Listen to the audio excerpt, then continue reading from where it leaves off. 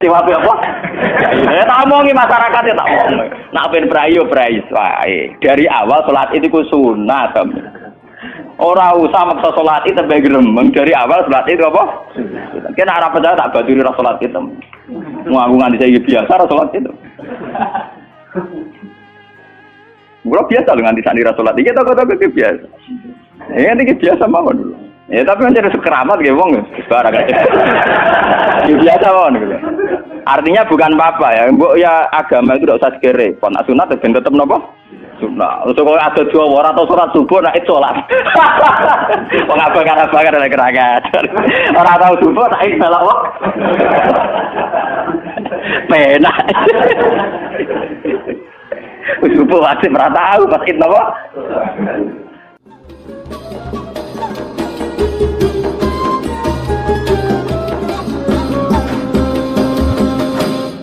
Ini mun kula niati saking dalam kepen ngaji masalah ulul amri ya. Iki rungono tenan. Terus kowe sampean waca ya, artinya sudah saya baca itu.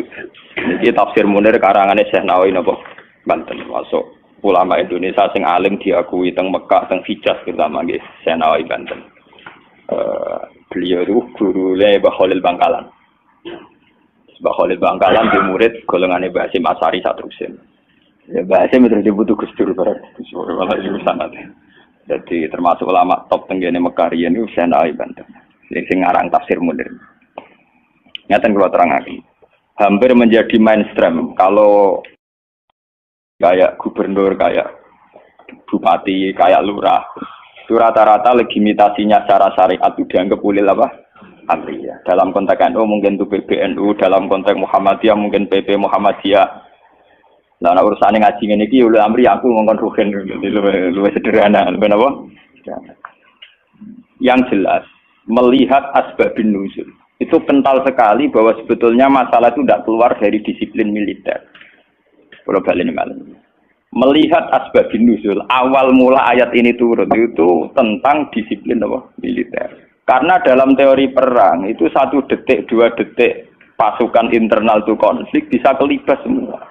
Sehingga dalam sistem perang atau sistem komando tidak ada ruang ijtihad, tidak ada ruang polemik, tidak ada ruang beda pendapat. Kalau dalam suasana normal orang boleh berijtihad bagaimana Indonesia yang terbaik, bagaimana umat Islam terbaik. Ada yang bermadzhab harus pribumisasi Islam misalnya. Ono sing berpendapat kudu jelas al-farqu bainal haqqi apa? Hak mana batil. Global ini mana ini. Ayat ini secara nuzul itu jelas-jelas tentang konteks perang. Kita tahu dalam teori militerisme, dalam teori militer, teori perang, tidak ada ruang diskusi, tidak ada ruang dialek, juga tidak ada ruang ijtihad. Semua harus tunduk pada perintah komandan. Sehingga orang sekali Ammar bin Yasir, orang sekali Abu Bakar Siddiq. Ketika Nabi suatu saat memimpin, Khalid, kamu komandan. Itu sahabat yang kaliber kayak Abu Bakar sekalipun, itu tidak berani bantah. Meskipun atas nama kesalehan Khalid bin Walid itu tidak apa-apa dibanding sinten Abu Bakar. Tapi karena ini sistem perang, di mana keputusan harus final dan harus cepat, kalau tidak ya terbunuh, itu harus tunduk. Jadi tidak bisa ada ruang ijtihad lagi, karena ini sudah di medan apa? Perang, harus seragam. Ya sama, teori militer mulai zaman dulu sampai sekarang sama, harus seragam, satu komandan, satu instruksi. Nah, kalau demikian halnya, maka fantasi-fantasi kita, sering dengarnya kita, ulul amri itu lurah, bupati, gubernur, itu salah besar kalau melihat asbabun nuzul ini. Dan itu yang pertama kaul yang diyakini Syekh Nawawi sinten Banten. Makanya di sini beliau bilang apa itu awal-awalnya itu qala Sa'id bin Jubair nazara hadil ayat fi haqqi Abdullah bin Hadza Asahmi terus fana zalat hadil ayat fa khina idzin fal murad bihim umara'us saroya. Tapi lucunya pendapat ini tidak populer di Indonesia. Paham ya? Tidak apa? Padahal ini takbirnya sorry fal murad bihim umara'us saroya. Yang harus kita tundui tidak boleh ijtihad lagi adalah umara'us saroya, komandan perang. Karena harus satu instruksi, satu garis. Sekarang kita coba latihan ijtihad. Kalau kita latihan ijtihad dalam kondisi normal, tentu guru dengan murid saja bisa beda. Tidak boleh kita langsung tunduk sama guru dalam hal kondisi normal, dalam hal ijtihad. Orang tahu semua kalau Imam Malik itu gurunya Imam Syafi'i, tapi Imam Syafi'i punya mazhab sendiri yang tidak sepersis mazhabnya sinten Malik. Orang tahu semua Hambali itu muridnya Syafi'i, tapi Imam Ahmad punya mazhab yang tidak sepersis mazhabnya Syafi'i. Bahkan dalam Islam jelas-jelas ada aturan main manis dafa asoba falahu ajron wa in akhta falahu ajrun wahid. Orang yang istihad kok benar dia punya 2 pahala, kalau salah hanya 1 pahala. Karena pasti kita dengan guru kita dengan orang tua kita dengan panutan kita, pasti ada kias ma'al farik. Kita masih bisa pembeda. Padahal sahnya kias ma'al jamek. Mesti kita ini dengan guru kita ma'al farik. Misalnya Mustafa bin Niruwa, tak ngiyai kok Gus Bae mulang kitab. Sing ape ngaji ku sapa? Paham? Misalnya kowe niru di tamu kok Mbak Dimyati Pandeglang. Kowe ramai ra payu di tamu, meneh sampe kuwereng. Malah ora payu. Paham ya? Padahal itu guru kita. Paham ya? Banyak. Kenapa kita harus beda dengan guru? Bukan karena melawan, konteksnya beda. Misalnya istiqomahnya kiai tentu mulang santri. Kita tidak punya santri, itu ini tonggo. Paham ya? Iku tonggo sing kita kalah sejarahnya. Tahu diutang, tahu buroy. Bareng ngono kita modal jadi kiai mantan buroy wong ra salat. Bingung tau lek dakwah. Paham ya? Bagaimana mungkin kondisi sosial kita yang begini, apa kiai PD kok kiai-kiai sing sana turune napa? Ya. Paham ya? Akhirnya kita tetap diam-diam punya format sendiri. Nah, makanya bagaimana mungkin ulul amri itu ditafsiri kalau harus seragam di luar konteks militer tentu salah besar. Malah Imam Nawawi itu memiliki dawuh bahwa ayat ini sebetulnya turun dalam konteks apa? Militer. Gini ku umaraus saroya. Tapi tragisnya pendapat ini tidak populer di Indonesia. Mulai tiap lurah, bupati, tiap kiai yang mimpin ormas itu mengklaim kalau beliau-beliau itu adalah apa? Ulul amri. Dan kita harus taat, harus tunduk. Paham ya? Itu kalau menurut pendapat di sini ya, niku awal yang dipilih ya. Artinya Imam Nawawi menceritakan 3 pendapat, tapi yang diprioritaskan di pertama. Biasanya tradisinya ulama, kalau yang dihikayakan pertama itu yang diyakini, paham ya? Dia misalnya punya 3 hikayah pendapat, ya kok yang diletakkan di pertama berarti yang paling apa? Diyakini. Itu biasanya tradisinya ulama kultural. Paham ya? Terus pendapat kedua, qala ba'duhum ta'atullah wa rasulihi wajibatun qat'an. Sudah jelas ya, kalau taat Allah Rasul pasti wajib. Sekarang kalaupun ulul amri itu adalah penguasa atau ulama atau guru atau orang tua, itu dalam keputusan Islam yang ijma. Ini perlu dicatat. Dalam keputusan ijma, Islam yang sampai napa? Ijma. Bukan dalam keputusan Islam yang masih dikhilafkan. Dan tidak banyak masalah Islam yang ijma. Perlu dicatat. Tidak banyak masalah Islam yang diijma. Misalnya sholat zuhur, paling yang diijma ulama itu hanya bentuknya yang 4 rakaat. Variasi senda kepembok. Paham ya?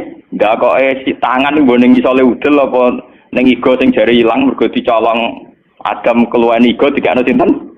Awak mindol ilahi harus ditutupi nak senda. Senda kembok hadis kondi iku yo pirang-pirang. Paham ya? Oh, nek salate wong Pakistan ngeten kenceng. Wong Nabi nate dawuh nang salat senda kep yo diseneni.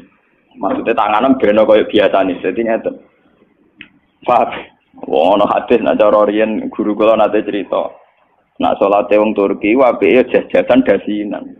Kejare Nabi, kowe nak salat kudu ala ahsani hayatikum, pada baju terbaik kalian.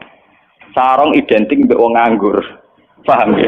Berarti kena salat sarungan berarti sowan pangeran dengan pakaian penganggur. Paham ya? Mereka sarung itu gue kemulan, gue nyolong pelem,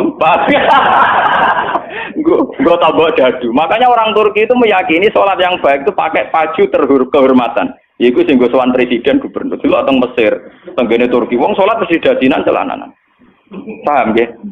Karena Nabi hanya pakai aturan umum ala ahsanin apa? Hayatikum.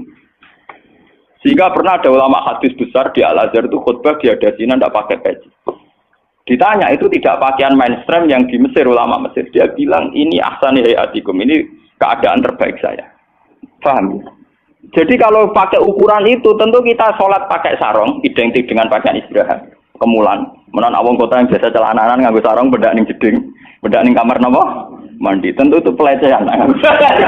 Nganggo teori ini. Dan itu banyak ulama yang anti, betul banyak.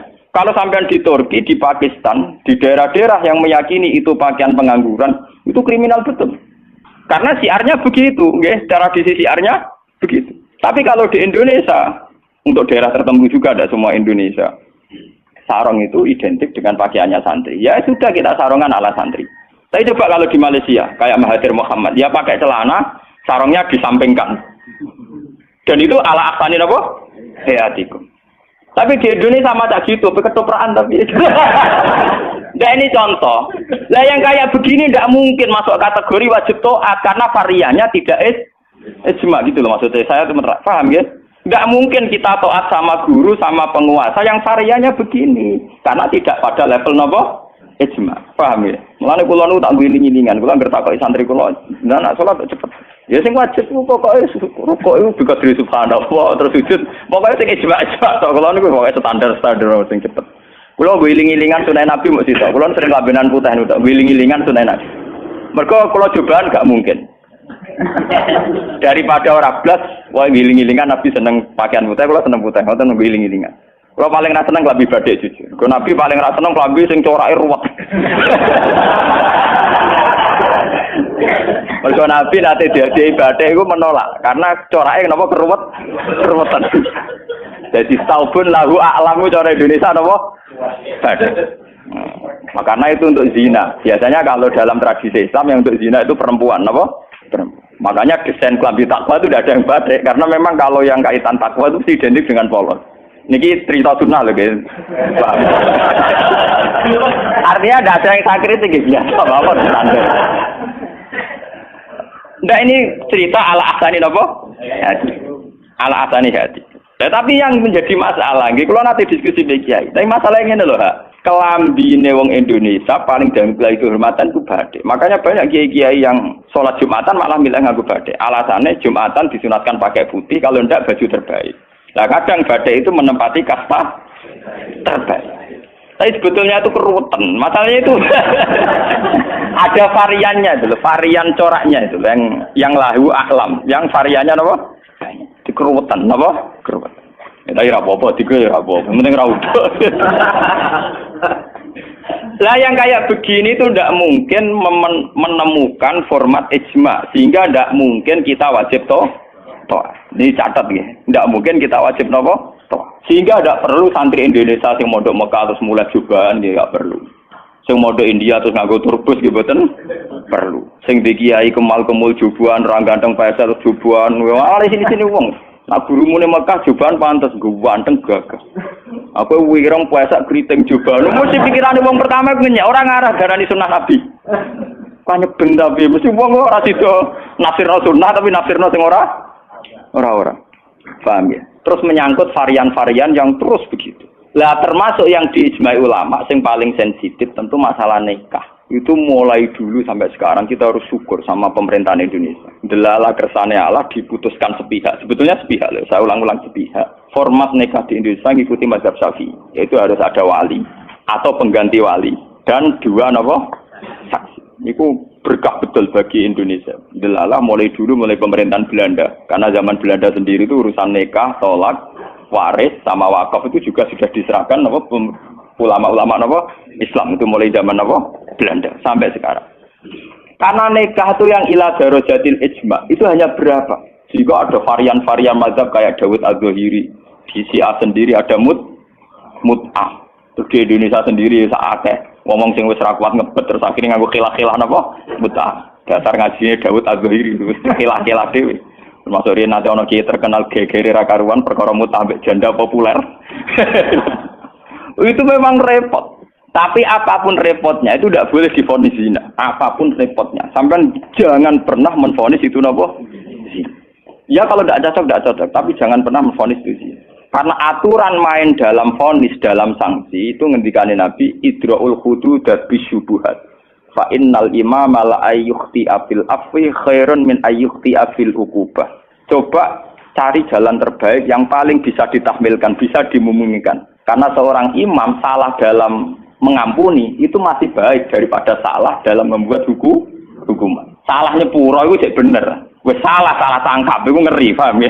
Nah salahnya pura orang arah masalah. Pulau balen.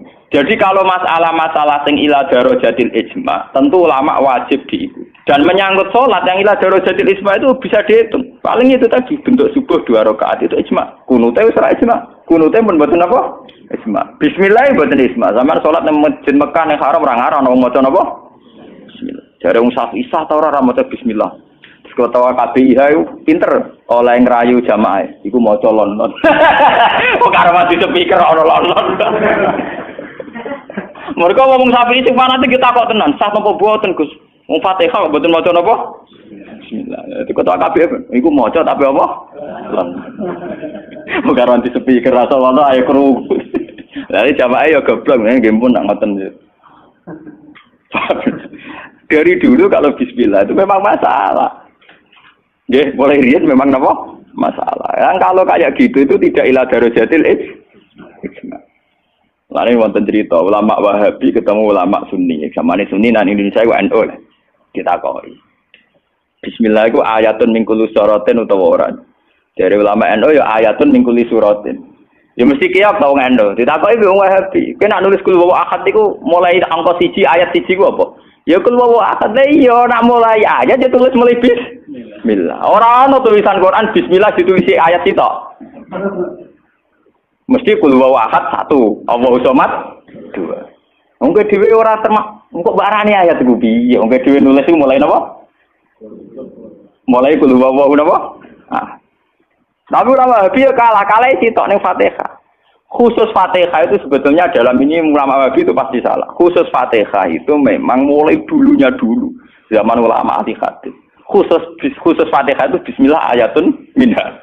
Ya, ayatun minal Fatihah. Makanya Qur'annya Wahabi sekalipun itu untuk Fatihah bismillah itu sudah punya angka apa? 1.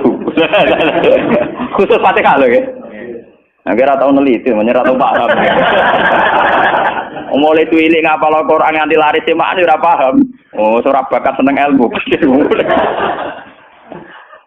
Khusus bismillah di Fatihah itu sudah ditulis angka 1. Karena dulunya dulu khusus Fatihah memang bismillah itu ayatun minha. Paham ya? Tapi di selain Fatihah jelas enggak sampean lihat. Di semua Quran seluruh dunia. Mesti bismillahirrahmanirrahim tanpa ada tulisan ayat. Baru kul a'udzu birabbil falaq ada 1. Paham ya? Itu menunjukkan bahwa tidak ayatun min kulli surah.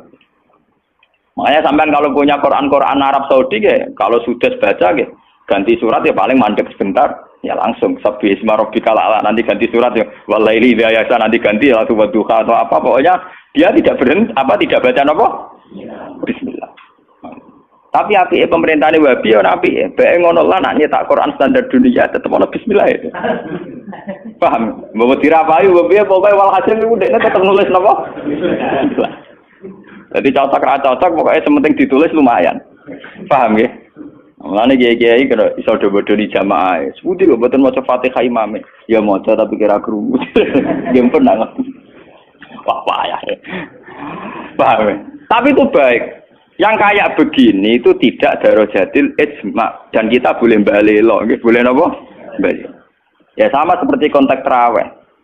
Kulo bolak-balik matur, wong Muhammadiyah roh kabeh nak tarawih nang Masjid Haram 20.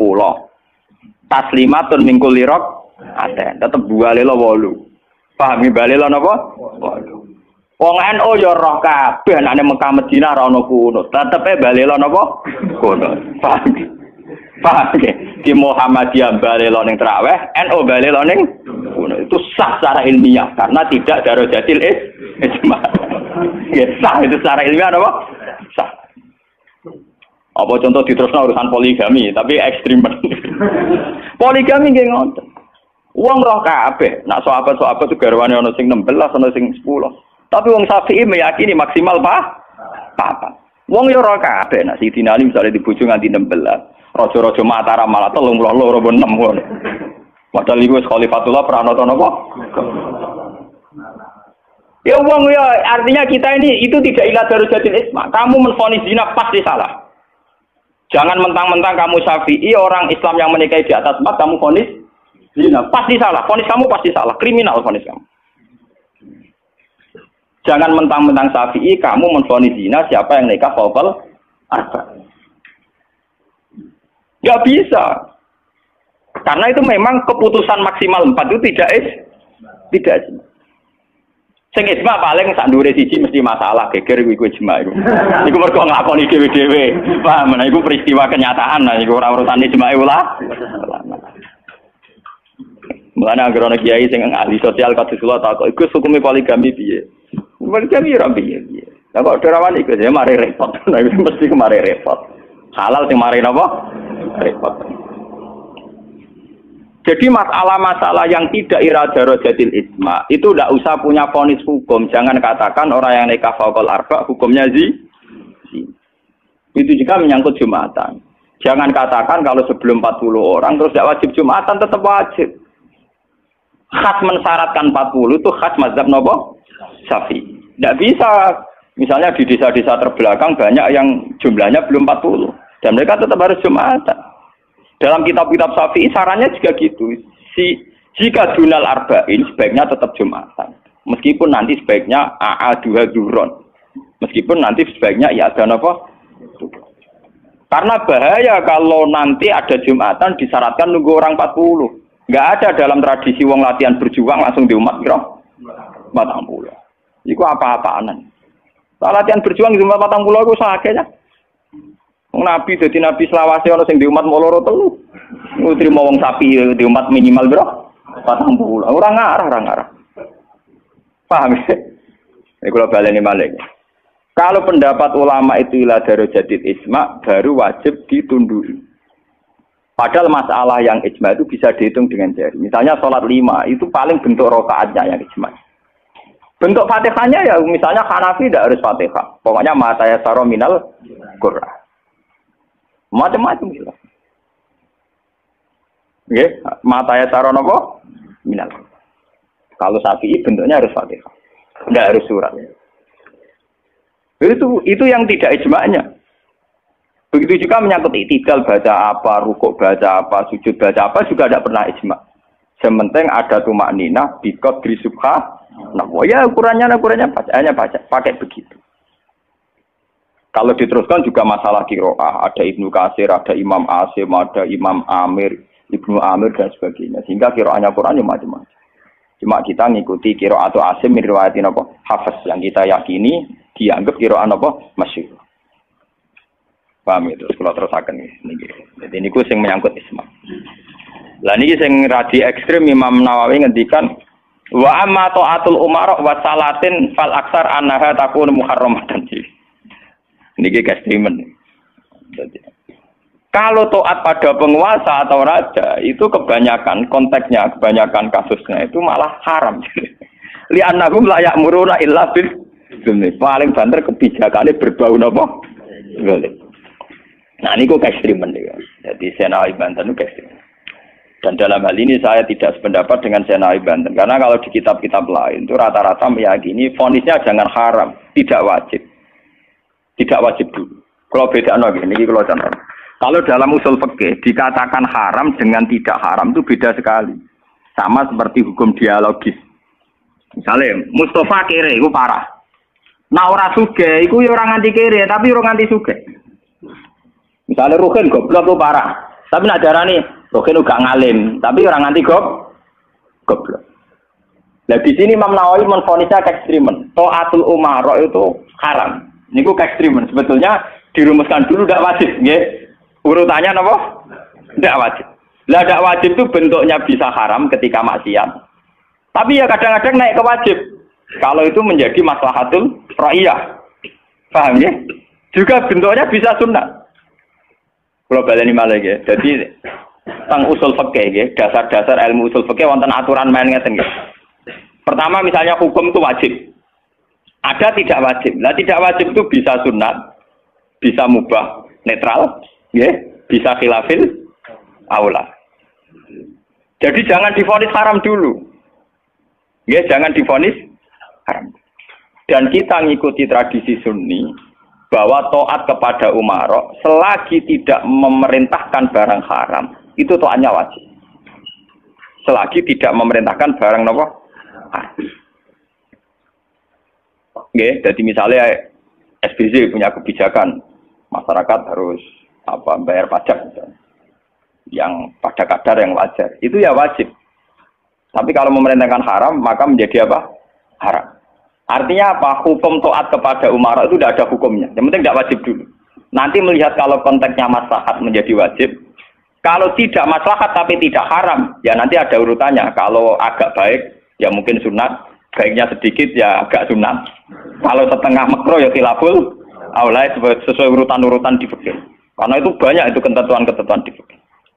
Lah yang menjadi masalah ini sama dengan tenan. Bagaimana kalau sesuatu itu taruhannya dengan stabilitas? Niki rungokno tenan. Entah itu stabilitas politik, entah stabilitas ekonomi kayak kasus Bank Senturi itu kaitannya jenenge apa? Stabilitas. Niku paling ngeri dalam semua tradisi kekhulafaan dulu. Misalnya Yazid itu jelas-jelas gendut. Yazid bin Muawiyah jelas-jelas gendut. Dia adalah aktor di balik pembunuhan Said Husain di Karbala. Tapi kalau dilawan akan terus berdarah-darah umat Islam. Karena de facto Yazid lah yang dianggap presiden saat itu. Karena dia putra Muawiyah yang memenangkan pertarungan politik dengan Ali bin Abi Thalib. Jika kalau dilawan akan terus berdarah-darah umat Islam. Tapi keputusannya Said Hasan mengakui pemerintahnya Muawiyah, juga pemerintahnya Yazid. Apa mengakui kebatilan? Ya enggak. Hasan hanya ingin bilang bahwa stabilitas umat berdarah-darah harus dihindari. Perang berkepanjangan juga harus dihindari. Sehingga ketika era Said Hasan disebut amil istimah. Itu paling susah. Dan itu mulai dulu sampai sekarang masalah. Begitu juga stabilitas ekonomi. Semua ulama itu ijma kalau riba itu haram. Lah riba itu apa? Mengambil kadar lebih dari uang pokok. Tapi semua sistem keuangan dunia meskipun itu di negara Islam yang jenenge bank rumus dasarnya itu suku bunga. Lah makanya kayak sama tak ceritani. Hukumnya bank mulai NU lahir 26 sampai NU wis tuwek saiki 2000 yang pinten. Tiap muktamar mesti ana sing takok. Yo tetep dijawab khilaf. Senengane muni telu ra oleh mulai dhisik yo telu. Suwe tambah papat. Biasane mainstream pertama riba mesti haram. Wis suwe nek riba wis apa? Haram. Lah nek takok, "Lah bank itu termasuk riba apa ndak?" Orang mesti haram. Pokoke munine riba itu haram. Kula critani nggih.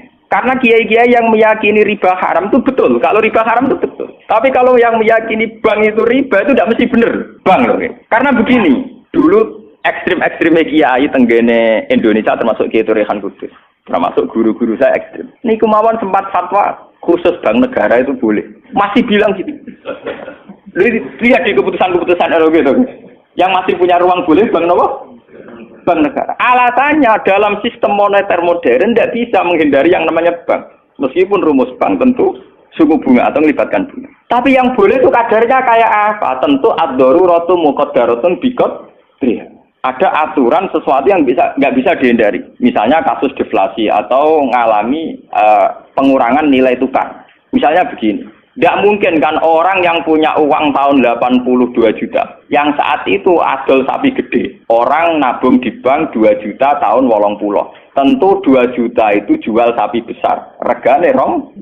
Kan nggak mungkin 2010 sing sapi disepakati rego 8 juta. Tetap dibayar rong. Paham ya?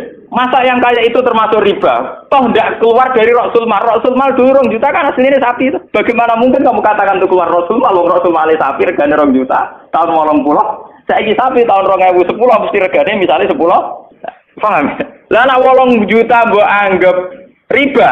Lho Rasul Mal apa sapi? Sapi nek saiki regane 10 juta. Lha iku sing dadi masalah ulama. Makanya dulu ketika rektor Al-Azhar sing jenenge Muhammad Salsut, kenapa Salsut itu populer di dunia akademik? Mergo dekne tahu kontroversi mengatakan jika riba itu ada juz'un yasirun yang menutup angka penyusutan uang, maka itu belum sampai kategori napa? Cuma sing dadi masalah di Jawa yang kita alami. Krus yang diakui syariat kan hanya krus pakai emas. Sementara krus wong desa pakai sapi, mergo ora duwe emas. Misalnya begini, ini pengalaman saya nggih. Kulo nu sering nangani konflik tangga-tangga masalah ngoten. Misale adike mantu, cara kuno rak diutangi kakake. Mbah Gus pokoke riyen kula utangi pedet. Pas niku payu 400.000. Tahun 80. Saiki tukarane wis ra rukun tahun 2010 kiyaine wis aku. Mbah Gus pokoke riyen kula utangi sapi pedet. Lah iya dhisik mau 400.000 saiki tak atur 400.000 dari sing utang oleh dolim. Anak saya kita pitik telu.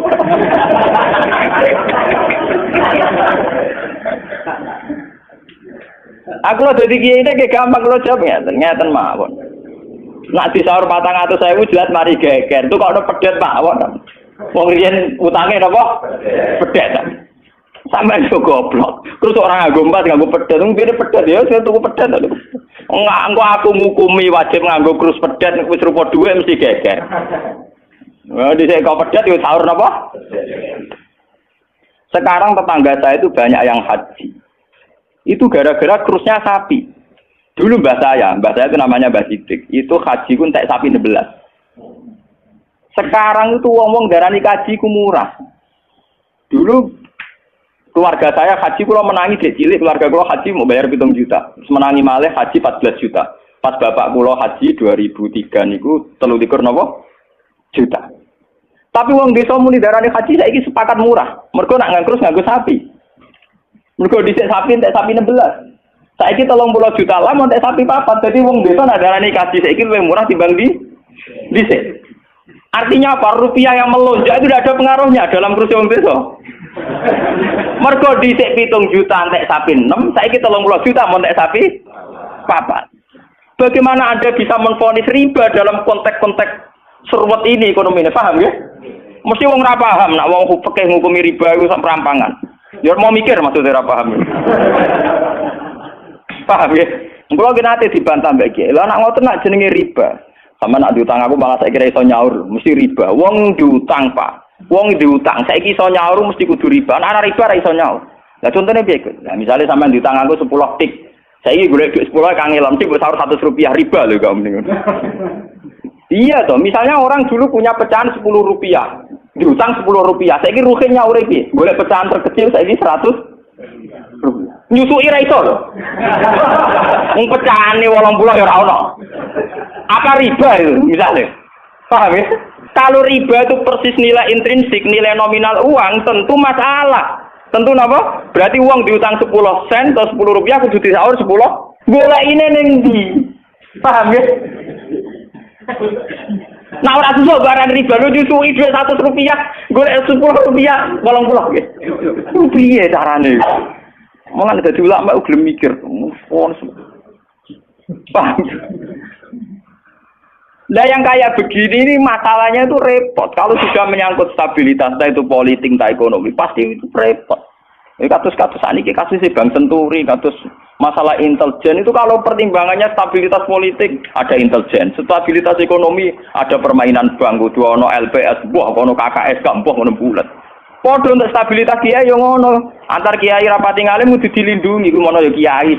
Ya karena semua itu demi stabilitas. Saya aku ditapai wong, cara jenengan Ki Mustofa nis putih sak jawab ya wong apik. Tapi kok nate ngeten-ngeten ya wong tahu salah tapi tetep wong apik. Iku demi stabilitas. Kalau mau tidak percaya pada kiai tinggi juga repot agama iki, paham? Paham? Orang mau bangkok yang kalau enggak ada motif percaya ono ras. Podo kalau dukungan masyarakat ke kiai rendah kita ya repot ngurus agama gini apa? Nang takoki kiai sapa iki cara jenengan putih apik ya mending. Tapi kok ngene-ngene Gus ya tetep apik di bangku ya bener. Aku lah sering disewani tiang-tiang ngono kiai terkenal apa si A togo-togo desa nggo terkenal apa ngono jenenge fitnah ya macam-macam mbok fitnah mbok tenan apa napa alam. Ono kiai kok kelakuane ngene-ngene terus ya ben apik to. Sing diarani kiai kok apa? Kiai ku wong sing mimpin salat. Angger pancen salat itu pas kiai lah di luar iku kowe ra ngekno ora apa-apa. Sesuai kiai ini kadang-kadang soal aku. Walah Gus kula difitnah ngeten. Ku yo goblok. Kiai kok di luar urusan salat. Nek penting ku anggere salat ke rukuk makmum rukuk kabeh. Pas ke sujud kabeh ku jenenge kowe pas nyai. Paham nggih? Di luar iku 50-50. Wong aku sing ngalim perasaanku ngono kok kowe kok repot. Aku ora wis kiai ngalim, perasaanku dadi kiai pendak mulang. Ora mulang wis rapati napa? Iya. Lho hak kontak kok itu gua nganti sakniki biasa teng pasar lugu teng parkiran ki lugu teng isor ki biasa. Iki tiang-tiang lugune sepeda motor dhuwur kadang ya wonten sing ngamuk. Wis ono Gus Ba, aku bilang, aku nyayu pendak mulang. Kenapa ngene iki ora pas sing apa? Cuma tetep wong saleh, menurut omong ya. Aku tetep wong saleh. Lalu kula ulama paling ra tau tersinggung. Mboten ate kula tersinggung, sale rukun tak kontan mboten tersinggung. Dia biasa mah. Ya ranura itu artinya jadi akal. Jadi pertimbangan. Ya apik jadi akal lah. Kudune seneng di santri jadi duwe akal. Kadang kita ini berlebihan, ngongkon wong liya juga taat di luar konteks urusan agama. Kadang kita nyuruh orang itu kan hadzun nafsi. Misalnya aku jadi kiai di rumah mewah, tentu kepengen ono pot sing indah, ono bunga sing indah. Ngongkon santri wajib nurut. Itu kan aku nafsu. Saat aku kepengen di bunga yang indah, di taman indah kan nafsu. Kenapa instruksinya pakai lembaga kekiainan? Paham ya? Oh, itu kan kriminal, apa? Paham ya? Kecuali misalnya Ruhin ngaji ngantuk, anggap kriminal bener dalam konteks agama kok itu kriminal. Paham ya? Tapi nak Ruhin tak konopo tamanku dia ngantuk itu sah, karena saya sendiri ketika kepengen taman itu ono hadun itu harus dibedakan. Soalnya kanca tanggaku sing kiai lah ya kowe kiai sakjane bedak salat ae. Iku kowe pas kiai. Tapi kan nak rukuk jadi anut rukuk gitu sih, apik. Tangga-tangga itu, wong sholat itu apa perai? Gara-gara kecewa apa? Ya tak omongi masyarakatnya tak omong. Nak ben perai. Dari awal sholat itu ku sunat. Orang usah maksa sholat itu bergeremeng dari awal sholat itu apa? Kan arah percaya tak baturi sholat itu. Mau nganti saya biasa sholat itu. Gua biasa dengan di sana sholat iki toko-toko biasa. Ya nanti biasa mawon dulu. Ya tapi mencari keramat gitu wong barang aja. Biasa mawon gitu. Artinya bukan apa-apa ya. Mbok ya agama itu tidak usah segere. Pon sunat ben tetep napa? Sunat. Untuk kalau ada dua orang atau sholat subuh nak itu sholat. Wong apa-apa ada keragat. Orang tahu subuh tak salah wong. Penak. Subuh wajib tahu pas itu apa? Paham. Maka dan itu yang dipakai ulama-ulama dulu kayak Khulafaur Rasyidin pakai itu. Kalau perintahnya itu pribadi, mereka dari awal tidak mewajibkan. Sehingga mereka tidak punya masalah yang serius. Kalau baru atas nama agama benar-benar wajib toh. Sekarang itu kan rancu. Ngono arwe. Nah, ono santri kriminal kabeh, misalnya wong lunga, misalnya kiye lunga kudu mobil sumban, kudu wis rosi kudu. Itu kan bagaimanapun ada hazun nafsi. Ya kita ngongkon santri ya ngongkon, ben cung mobil ubah resi. Tapi kita tahu kalau itu pada unsur hazun nafsi. Nek rodok ngantuk sithik-sithik mbek anggap yo keben. Paham ya? Kecuali kita ngongkon salat, kok ambek anggap kita marahi yang suan pangeran jangan. Harus kita bedakan mana perintah kita yang masih berbau nafsu, yang mana benar-benar orisinil faktor agama. Faktor apa? Agama. Dan itu yang dipraktikkan Rasulullah. In udhiya ya'fu wa la yu'aqib wa in khusima yasmut wa la yujah. Nabi kalau disakiti secara pribadi mudah dia memaafkan. Beliau mudah memaafkan. Tapi wa idza du'a haqqullah, kalau haqqullah yang sudah diterlantarkan itu beliau baru tersinggung. Nah, sekarang kan sudah campur aduk. Hadun nafsi juga lembaga-lembaga apa? Maka Pak Kandani kudu nurut. Partaiku. Ya PKB atau P3. Kalau PDIP paham. Jangan dia kok PDIP, kalau PNS tak perjuangan. Lalu mulai dia kata ini partai apa bagus? Kalau PDIP tapi PNS tak.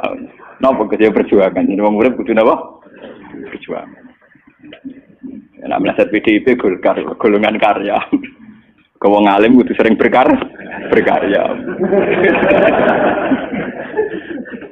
Mohon kula terusaken nggih. Ya niki sing termasuk antike dawuh Senawi Banten.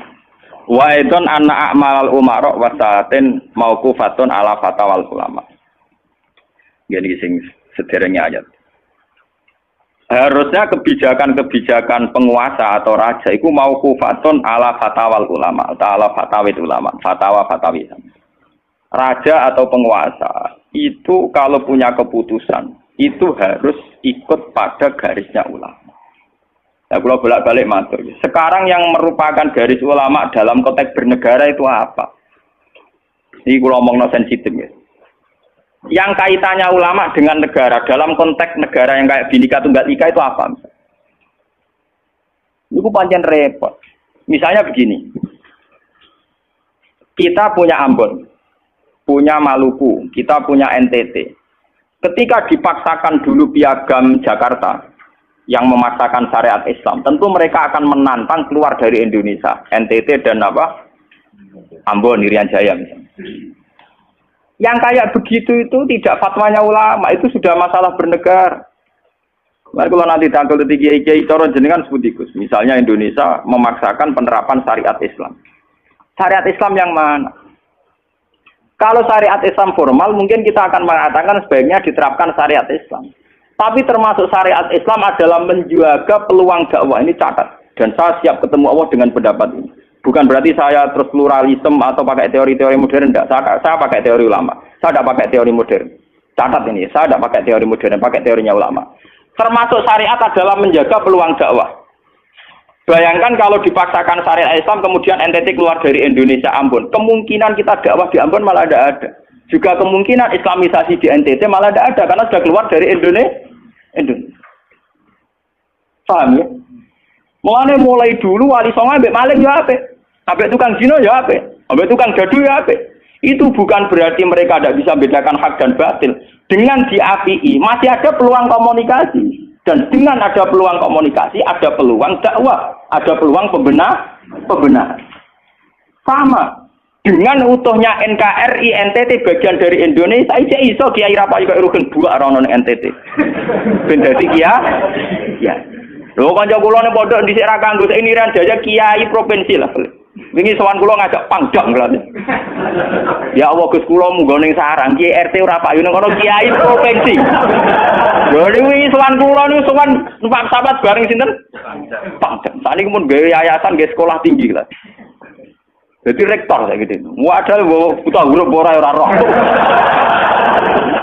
Wong sak urip-uripe ngaji mbek kula roh tenan bodorane roh tenan. Saya bakatane mbek napa? Pangdam. Mergo ketika ada kerusuhan di sana, mesti tokoh agama diundang Pangdam dan ini termasuk mewakili tokoh provinsi levelnya napa?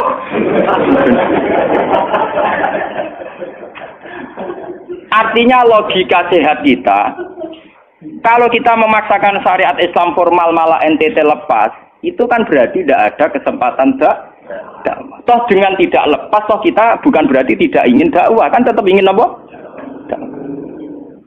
Mane bojo ngecewakno lae aja pegat. Nak ra mbok pegat ana kesempatan dandani nek kena wong ra iso.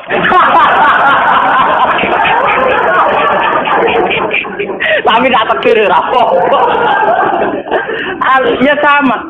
Semua sejarah Wali Songo itu sama orang nakal kan ndak apa-apa. Sampeyan delok biografi Ki Khudori Tegalrejo, dhisik terkenal yo kancanan bajingan. Bajingane tunduk mergo sungkan ramae. Teng Rembang ana jenenge Ki Sahid, wong e ganteng Ki Toreko. Niku wonten bajingan tobat mergo kula nu sungkan mbek Sahid. Mboten nate duka mbek kula, ger ketemu kula nggih senyum. Niku sungkan senyume nganti tobat. Artinya apa? Saat kita ekstrim atas nama hak dan batil malah lari. Toh teori itu ya diakui Quran, walau kunta fazzan ghalidhal qalbi lan faddu min hawli. Toh teori itu juga tidak jauh-jauh dari aturan Islam. Meskipun kita juga punya teori yang lain, karena ini tidak selamanya berjalan lancar. Kadang gue kancanan nakal ya belok nakal tenan. Kancanan nonde ya katut tenan. Selingkuh tenan. Sebab itu ya ben sing oleh FPI ya keben ekstrem ya keben. Nyatanya pribumisasi kadang ya katut tenan. Wong Gus kancanan nakal kadang tinakali ora anut Gus, kadang Gus katut sing nakal. Malah jadi rocker. Dari sisi pertama dakwah dibeli Gus sing melok nyanyi. Ora kok sing grup band melok wiridan malah. Artinya kan metode apapun kan enggak semuanya jalan lancar, tapi kita atas nama manhaj, metode, kita seluas mungkin punya wacana nggih, terus kita punya banyak pilih. Ini disebut istilahul aimah tetap nomor rahmah. Makanya yang kamu maksud dengan syariat Islam itu apa? Kalau sering bilang, yaitu misalnya ditetapkan undang-undang gini. Setiap syariat Islam, kenapa kita ngemis ke negara? Nunggu diundangkan. Kapan kita mandiri sebagai ulama kalau setiap syariat Islam nunggu diundang? Sebelum diundangkan negara, kita sama ulama selalu dakwah ilallah. Misalnya sebelum ada badan narkoba, urip-uripe kiai mesti anti narkoba. Sebelum ada undang-undang misalnya tentang kawin, perkawinan, urip-uripe kiai nak kawin mesti goleki wali. Nah ana tanggane kawin digoleki syahid, goleki napa? Wali. Kenapa setiap syariat Islam kita ngemis ke negara? Dulu ketika bubaran Ahmadiyah juga kita ngemis ke negara. Tanpa itu pun kita sebagai ulama tetap anti nopo Ahmadiyah. Lah nek saiki misalnya tokoh Ahmadiyah kalau yang menarik di bangku kowe, lah saiki kowe lomonti mbek kiai kono. Kowe kali-kali nyalahno awake dhewe barang. Ngono kalah lomong ngono ae. Bagaimana mungkin kita dakwah nek kiai sunine medhit, kiai non sunni loh. Ketika wong lari ning aliran dari aliran apa ses? Engko kan nanti hisab pangeran iku mlayu perkara kowe medhit ora perkara apa-apa, ora lara. Paham ya? Ini masalah. Makanya kalau baleni malih ya. Syariat Islam itu komplit, termasuk aturan hak dan batil, tapi juga aturan dakwah. Makanya kalau terima kasih ya, sama ulama-ulama sekarang itu sekarang ada rumus, ada fiqhul ahkam, fikih yang menentukan hukum ini haram, ini halal, ini mubah, ini khilafil aula. Tapi juga ada fiqhud dakwah, di mana dalam sebuah proses diperlukan satu toleransi, jenis apa fiqhud dakwah. Dan itu penting kita kaji. Karena dalam sejarah Makkiyah juga begitu, dalam sejarah apa Makkiyah. Ketika periode Mekah, zina itu tidak pernah halal. Kamu catat, zina itu tidak pernah halal. Maling juga tidak pernah halal. Tapi ada periode 13 tahun di mana Nabi tidak sering ngomong haramnya zina, juga tidak ada hukuman bagi pezina. Artinya apa? Tidak mendesak untuk membicarakan urusan zina, urusan maling. Karena yang mendesak saat itu urusan tauhid. Misalnya kamu dakwah di NTT. Tentu yang penting umat diajak ke logika bahwa tauhid itu lebih benar ketimbang trinitas. Ya hanya begitu saja. Kamu tidak mungkin langsung masuk ke urusan zina, maling, gento dan sebagainya. At-tadrid fi sunnah, proses dalam sunnah. Itu juga penting. Ini tahapan-tahapan dalam proses dakwah. Lah fatwa ulama itu termasuk fatwa yang begini-begini ini. Makanya dalam semua sejarah wali ini catat, mesti ada ulama formal, ada ulama sing ora formal. Dhisik ana ulama sing pro syariat kayak Sunan Kudus. Wah, selawase ra cocok bisa nang Kalijogo. Kok Kalijogo pokoke wong Islam wis bener, mulane penggemar wong Yogyo-Yogyo. Termasuk ora usah salat dari salate Mbak Kali. Atine wis salat. Wala kan boyo lali salat 3 klaten Jogja mbok kono. Sunan Kudus kafir cara dene. Selawase ra cocok. Ya tapi bagaimanapun, bagaimana mendakwai orang Islam kawasan Jogja, Klaten, Solo, golongane tingkir, kalau tidak model Kalijogo. Nyatane ya tetep saiki Islam pirang-pirang, sing salat ya wis akeh. Paham ya? Itu dulu masalah betul. Sunan Kudus kiai fikih. Bahkan ulo untuk cerita nggih dari lisan ke lisan dari para kiai. Sunan Kalijogo selawase tukaran terus mbek Sunan Ainul Yakin. Ke sisi tok ape gawe dakwah nganggo macan tengul. Napa jenenge? Wayang napa? Tengul. Wayang tengul lak bentuke fisik wong, koyo patung. Haram. Kuman suwara sorotan udziba kok kon ngekek nyawa barang jero kiai kuno kan ngene. Akhirnya tukaran. Kalijogo sadar iku metode efektif. Walhasil akhirnya disuwarno kiai sepuh zaman iku Sunan Kudus, Sunan Ampel terus ditenani ya saiki sedengan wayang kulit. Mergo wong gepeng ora urip. Ya tetep ana wayang tapi kulit. Artine iku ya gepeng wae artine kan gak urip. Ana ora urip iku kan ora perlu kon ngekeki nyo, iku setengah-tengah. Lah Sunan Kalijogo muni syahadat kan iku lemah. Munine sekaten. Muni kalimat syahadat lho moh, muni kalimat sodo. Saking jawanisasi napa bae dene yakin putih ku sunat ya nganggone ireng terus. Kabeh foto wali songo putih kecuali Kalijogo. Dari TKB wonten napa? Kusumo. Yang tangga kula, bapak kula Tuban Kalijogo Tuban. Wong kula nate diburu tiang-tiang gara-gara terkenale bapak kula di warisan Kabeh Kusumo. Saiki warise kula tu tamune kathah. Golek kabine sinten Sunan? Zaman kula enak mun tak dol lek ngopi ya.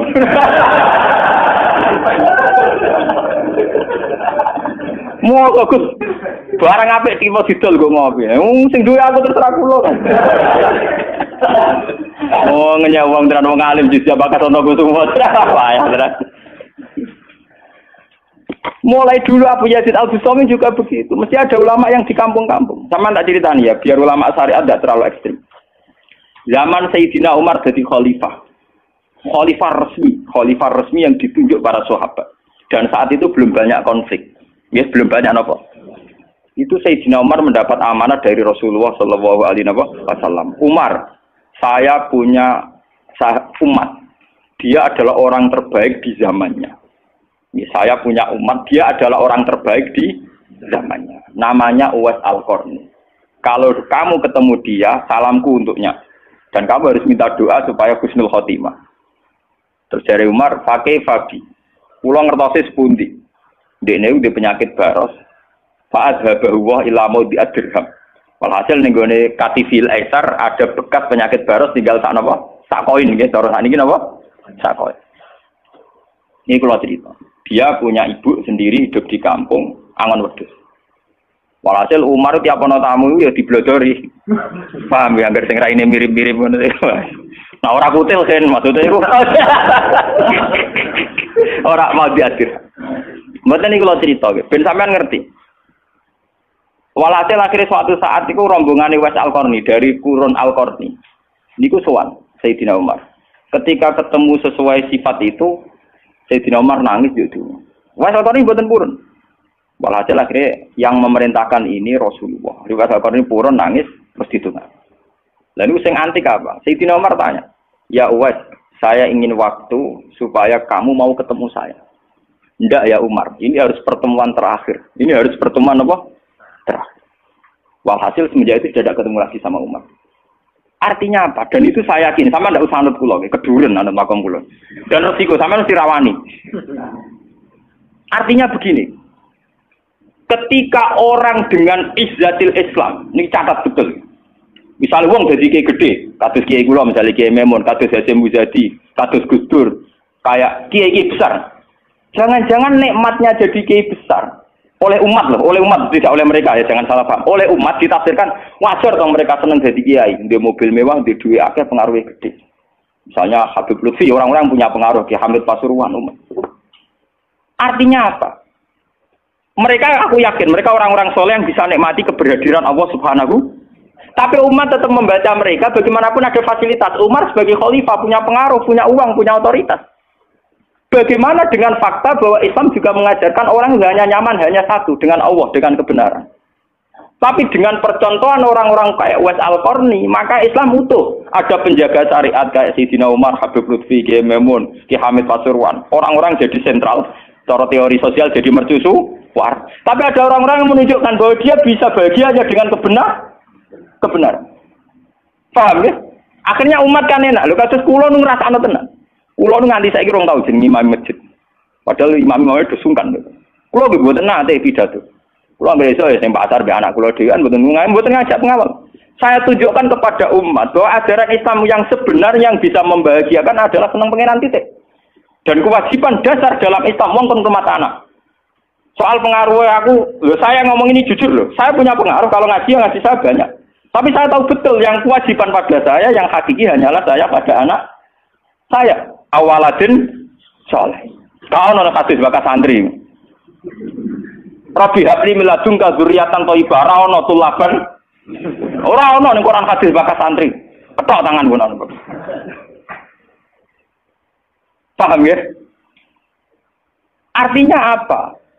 Kalau santri-santri punya cita-cita kayak kiainya, mati dungo, itu kan terbayang kiai yang mulia, kiai yang dapat suanan banyak, kiai yang dicucupi wong akeh.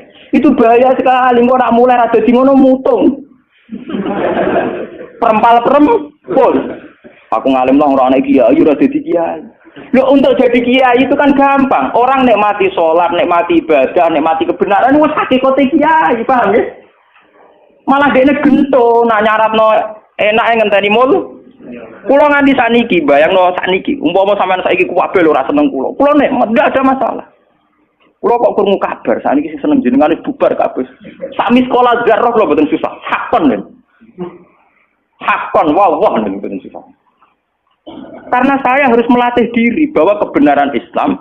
Uwais Al-Qarni mau tukang angon wedhus rumah ibu. Agar iso dagangan ning pasar nak badi di rumah ibu. Tapi dengan begini dia walinya setingkat Sayyidina Umar. Karena apa? Itu tadi menjadi percontohan bahwa untuk menjadi hamba yang baik tidak perlu semegah Umar, tidak harus semahal Umar. Sama tidak usah niru ya, masalah itu Isra Mulya loh, ya artinya ya sudah. Tidak usah niru, ini hanya pelajaran saja. Tapi nak kula banyak tak tiru tenang, artinya tak tiru, biar saya hidup saya itu murah. Lu tanyakan istri saya, kulo sering kode bojo kulo, dek aku nak mati langsung pendem, langsung ngenteni iki gede, panggil kuburan jero terus pendem. Yo ora usah ngundang wong, yo ora usah disolati, nek anakku ning omahe kon nyolati nek ora yo wis. Oh ora usah repot. Lah nek sing tepat tepung kathah, ini jelas sudah urusan dengan saya. Yang penting aku kepengen anakku nyolati. Dengan demikian kita biasa jadi kiai yang muda. Aku muda bahagia karena punya anak, seneng anak sudah. Coba kalau saya menargetkan bahagia ngenteni umat yang banyak, ngenteni loyale ra genti ning kiai liya, partene ora genti partai tokoh liya. Lara ati, paham ya? Wes lara ati ra bener cara penge. Begitu juga era Abu Yazid Al-Bustami, dia juga punya teman wali sing tukang ngancani preman-preman. Nanti kalau critakno jenengan. Jadi Abu Yazid Al-Bustami saking ainul yakin nek mlebu swarga takok pangeran Gusti, kalau saya di surga temannya siapa? Jadi ora takok mlebu ta ora, tapi kalau saya di surga itu temannya siapa? Kalau dia yakin kelasnya itu tidak ada yang bandingi. Jadi dia ini dua kelas yang ora ono sing banding. Sampai pangeran walhasil dijawab si A misalnya. Ya Rugen misalnya. Rugen iku atokan cekak gawe piring Jepang sok ora tau ketunan. Dia preman sithik-sithik nyeraine dek preman terus walhasil terus barang dipethuki pas ning warung wong minum-minuman. Ya dene mboten minum nggih ngombe banyu biasa, banyu putih. Kancane udah minum kabeh. Akhirnya Abu Yazid balik kanan. Jangan-jangan ngipi saya salah. Mosok koncoku ning swarga kok wong ngono iku. Pas sampai balik kanan diceluk, "Ya Abu Yazid, ya betul, saya teman kamu di surga."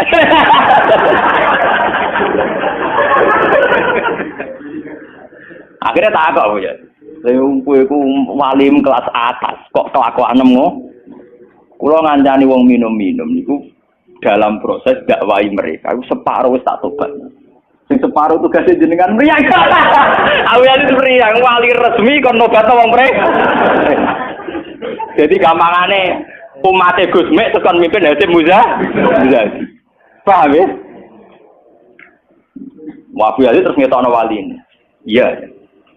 Umatem kon delok raiku. Nak ora tobat ojo udang Abu Yazid habis. Delalang. Hei umatku, itu seorang wali Abu Yazid. Lihatlah wajahnya. Langsung tobat kabeh. Ngene alamate kiai nek tau nobatno wong.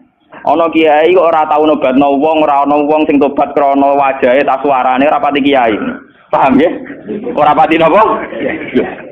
Tugase kiai nobatno wong ora ana sing tobat malah pelayan. Iku ora pati napa? Ya. Contoh lagi bahwa orang soleh itu tidak harus berkecimpung mimpin, itu cerita terbesar adalah Nabi Musa dan Nabi Khidir.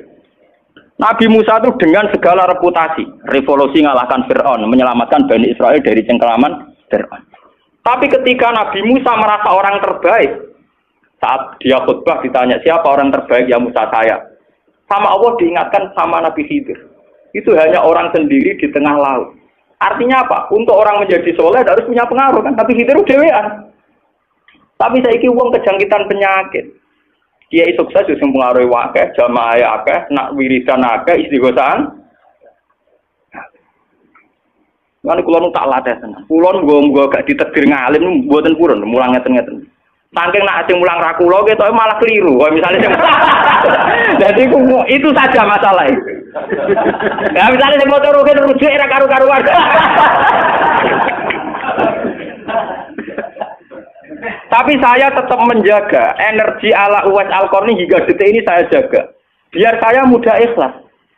Islam itu gampang. Dengan kita tidak mentargetkan pengaruh, maka mudah syukur. Kulo ngrasakno tenan. Wong kulo anggere teng mriki nggih ubal ngebis, digoseki wong kaya wong awam kadang dipisoi tiyang. Cara-carane enak tenan. Artine nggih nyaman tenan. Kadang nggih dipisoi wong, kadang macam-macam cara-carane. Nah, kulo teng pasar biasa dipisoi wong nggih biasa. Ya kadang ngertos, sesuai ngerti, nak iku putrane bapak. Wong iki sepuro iki kula biasa. Wong kula boten biasa, boten apa-apa. Nggih biasa. Wong kula nate teng saran termasuk kiai. Wong nate ngebis mau dipukuli tiyang mergo ngrasa luwih kiai dibanding. Wong anak kula teng pondok saran ngalim ngeten-ngeten. Padahal kula gurune batin. Wah, maten. Wah. Saking awam kula, maksudnya karena saya dipilih ngajak anak kula ya nggo jajan sitok ngono. Guyon mbek anak kula wis wong awam cekek. Situ bukan apa, bukan saya apa. Untuk menjaga energi. Bahwa khazanah Islam itu ada tokoh formal kayak Sayyidina Umar, Nabi Musa, kayak Kiai Maimun, Habib Lutfi, ya siapa lah. Kalau di sini mungkin kados Kiai Nawawi banyak kiai-kiai. Enggak apa-apa, itu harus kita jaga, kita hormati. Kados Mbah Nawawi, Mbah Munawir, Mbah Arwani kita hormati. Tapi jangan lupa kiai-kiai humul ini juga menjaga stabilitas agama. Dan itu di Wali Songo dicontohkan anane Sunan Muryo. Sunan Muryo itu satu-satunya sunan yang mau kumpul uang, milih kuburan di dhuwur gunung angel ra karuan. Artinya kita ini harus kaya sekali dengan khazanah-khazanah perilakunya para orang-orang Tapi kenapa kamu milih soleh-soleh sing duwe akeh? Jangan-jangan kowe wis kriminal, paham? Wong aku sing alim ora milih soleh sing ngono kok kowe ora ngalim kok milih soleh sing duwe akeh pengaruhe. Lan kula nu sakniki nu sumeneng ten. Urip kula nu wis final. Kula nganggep urip kula pun final. Mana dari bojo kula kok tidak kula mati. Kula nu nganggep urip kula final. Artinya saya itu sudah nganggep Islam itu final. Umpama aku Islam itu kelebihannya kan gitu. Umpama dhewean ya nyaman, kumpul wong ya nyaman, tengah-tengah ya napa? Nyaman. Mulane dari hikam ketika mendidik Humul. Bagaimana saya butuh orang saat saya lahir juga sendiri. Engko aku ketemu pangeran dihisab ya sendiri. Engko ning jero kuburan ya aku tanggung jawab ning arep pangeran sendiri. Engko aku dipendem ya sendiri. Aku pas lahir ya sendiri. Aku pas mati ya rohku dicabut ya sendiri. Engko aku butuh wong lha apa. Tapi sekarang manusia semenjak ada teori ilmu sosial itu kulino didikte betapa pentingnya pengaruh relasi jaringan. Wah, teori bulat kok mbok not. Paham ya? Pembulatan teori ngono apa? Lha sakniki Rembang kados ngene rame-ramene badhe pilkada. Wah, akhir kiai disowani kandidat-kandidat. Lah niku kandidat kula niku entuk bocoran. Paling sumpek nek absen jenengan. Wes kabeh kandidat takok toko-toko arah-arah kasus. Padahal cara kula disowani nggih buron, tapi kita tahu kula luwih nikmat tak dolaran ambek anak kula. Kita kandhani asisten. Ya ora apa-apa rene, tapi aku ora janji ketemu. Pokoke pas dolaran mbek anak tak dhisikno anak. Muga cara Quran niku bupati mbek anak iku dibakati hubungane wong tuwa mbek napa? Mbok kowe bupati dolan apa hal dolan mbek anak menang anakku. Aneh lho kudu ora aneh pancen ngono cara Quran dibakas wae anak. Ning Quran dibakas kewajibane wong tuwa mbek napa? Anak la tudara walidatum biwaladiha wala mauludul lahu biwaladi. Engko nek mati zaman tabnu Adam ing kota amaluhu. Engko termasuk ya awaladin salihin. Nabi-nabi susahe ora bihabli miladunga dzurriatan thayyibah. Ora iku ilmu-ilmu kiai-kiai anyar sing nuruti nafsu, ana pentinge relasi, jaringan macam-macam. Ya memang penting, habli minan nas itu penting, tapi sepenting-pentingnya itu masih penting sing fardhu ain, rupane malah kadang ngamuk anak. Aku ning jowo dihormati, kuwi anakku malah ora hormat aku. Lah manjen nyai ning jowo be anake ora tau nyai kok. Paham ya? Ambek tamu ramah anak disentak. Dolen. Paham ya napa doh? Dolen. Mesti ae anake ora pati taat. Wong anake sering disentak demi wong li. Wis kali-kali wong liya disentak demi anake. Bareng anak era hormat jero aku ning dihormati malah anakku dhewe ra kesalah iki. Lho kula nganti sakniki suwe anak kula tak jak piye nganti sakniki. Bukan apa-apa kula. Kula kepengin niru tradisi wong saleh-saleh dhisik. Nabi Musa, sinten Uwais Al-Qarni mendapat kehormatan gitu perkara ngrumat ibu. Kanjeng Nabi sering cerita ana wali sing nak sowan wong ditolak iku dadi wali mau perkara ngrumat anake jare Kanjeng Nabi. Mane ngendikane Kanjeng Nabi ana wong kerja ning pasar adol kayu kok mulai nggo nafkahi anake bojone iku hakon ala Allah untuk mencintai dia. Dan ternyata kewaliane Uwais Al-Qarni sing model humul, model tertutup setingkat kewaliane Sayyidina Umar. Nabi Khidir sing tanpa pengaruh muamen wiridan ning pinggir laut dianggap setara mbek Nabi Musa sing tahu revolusi, tahu duwe prestasi ngusir Firaun, nenggelamno nyatane derajate dipadakno Nabi. Artinya begini loh, jangan-jangan kita mengidolakan ulama besar itu bukan karena keulamaannya alimnya ndak, tapi karena kebesaran.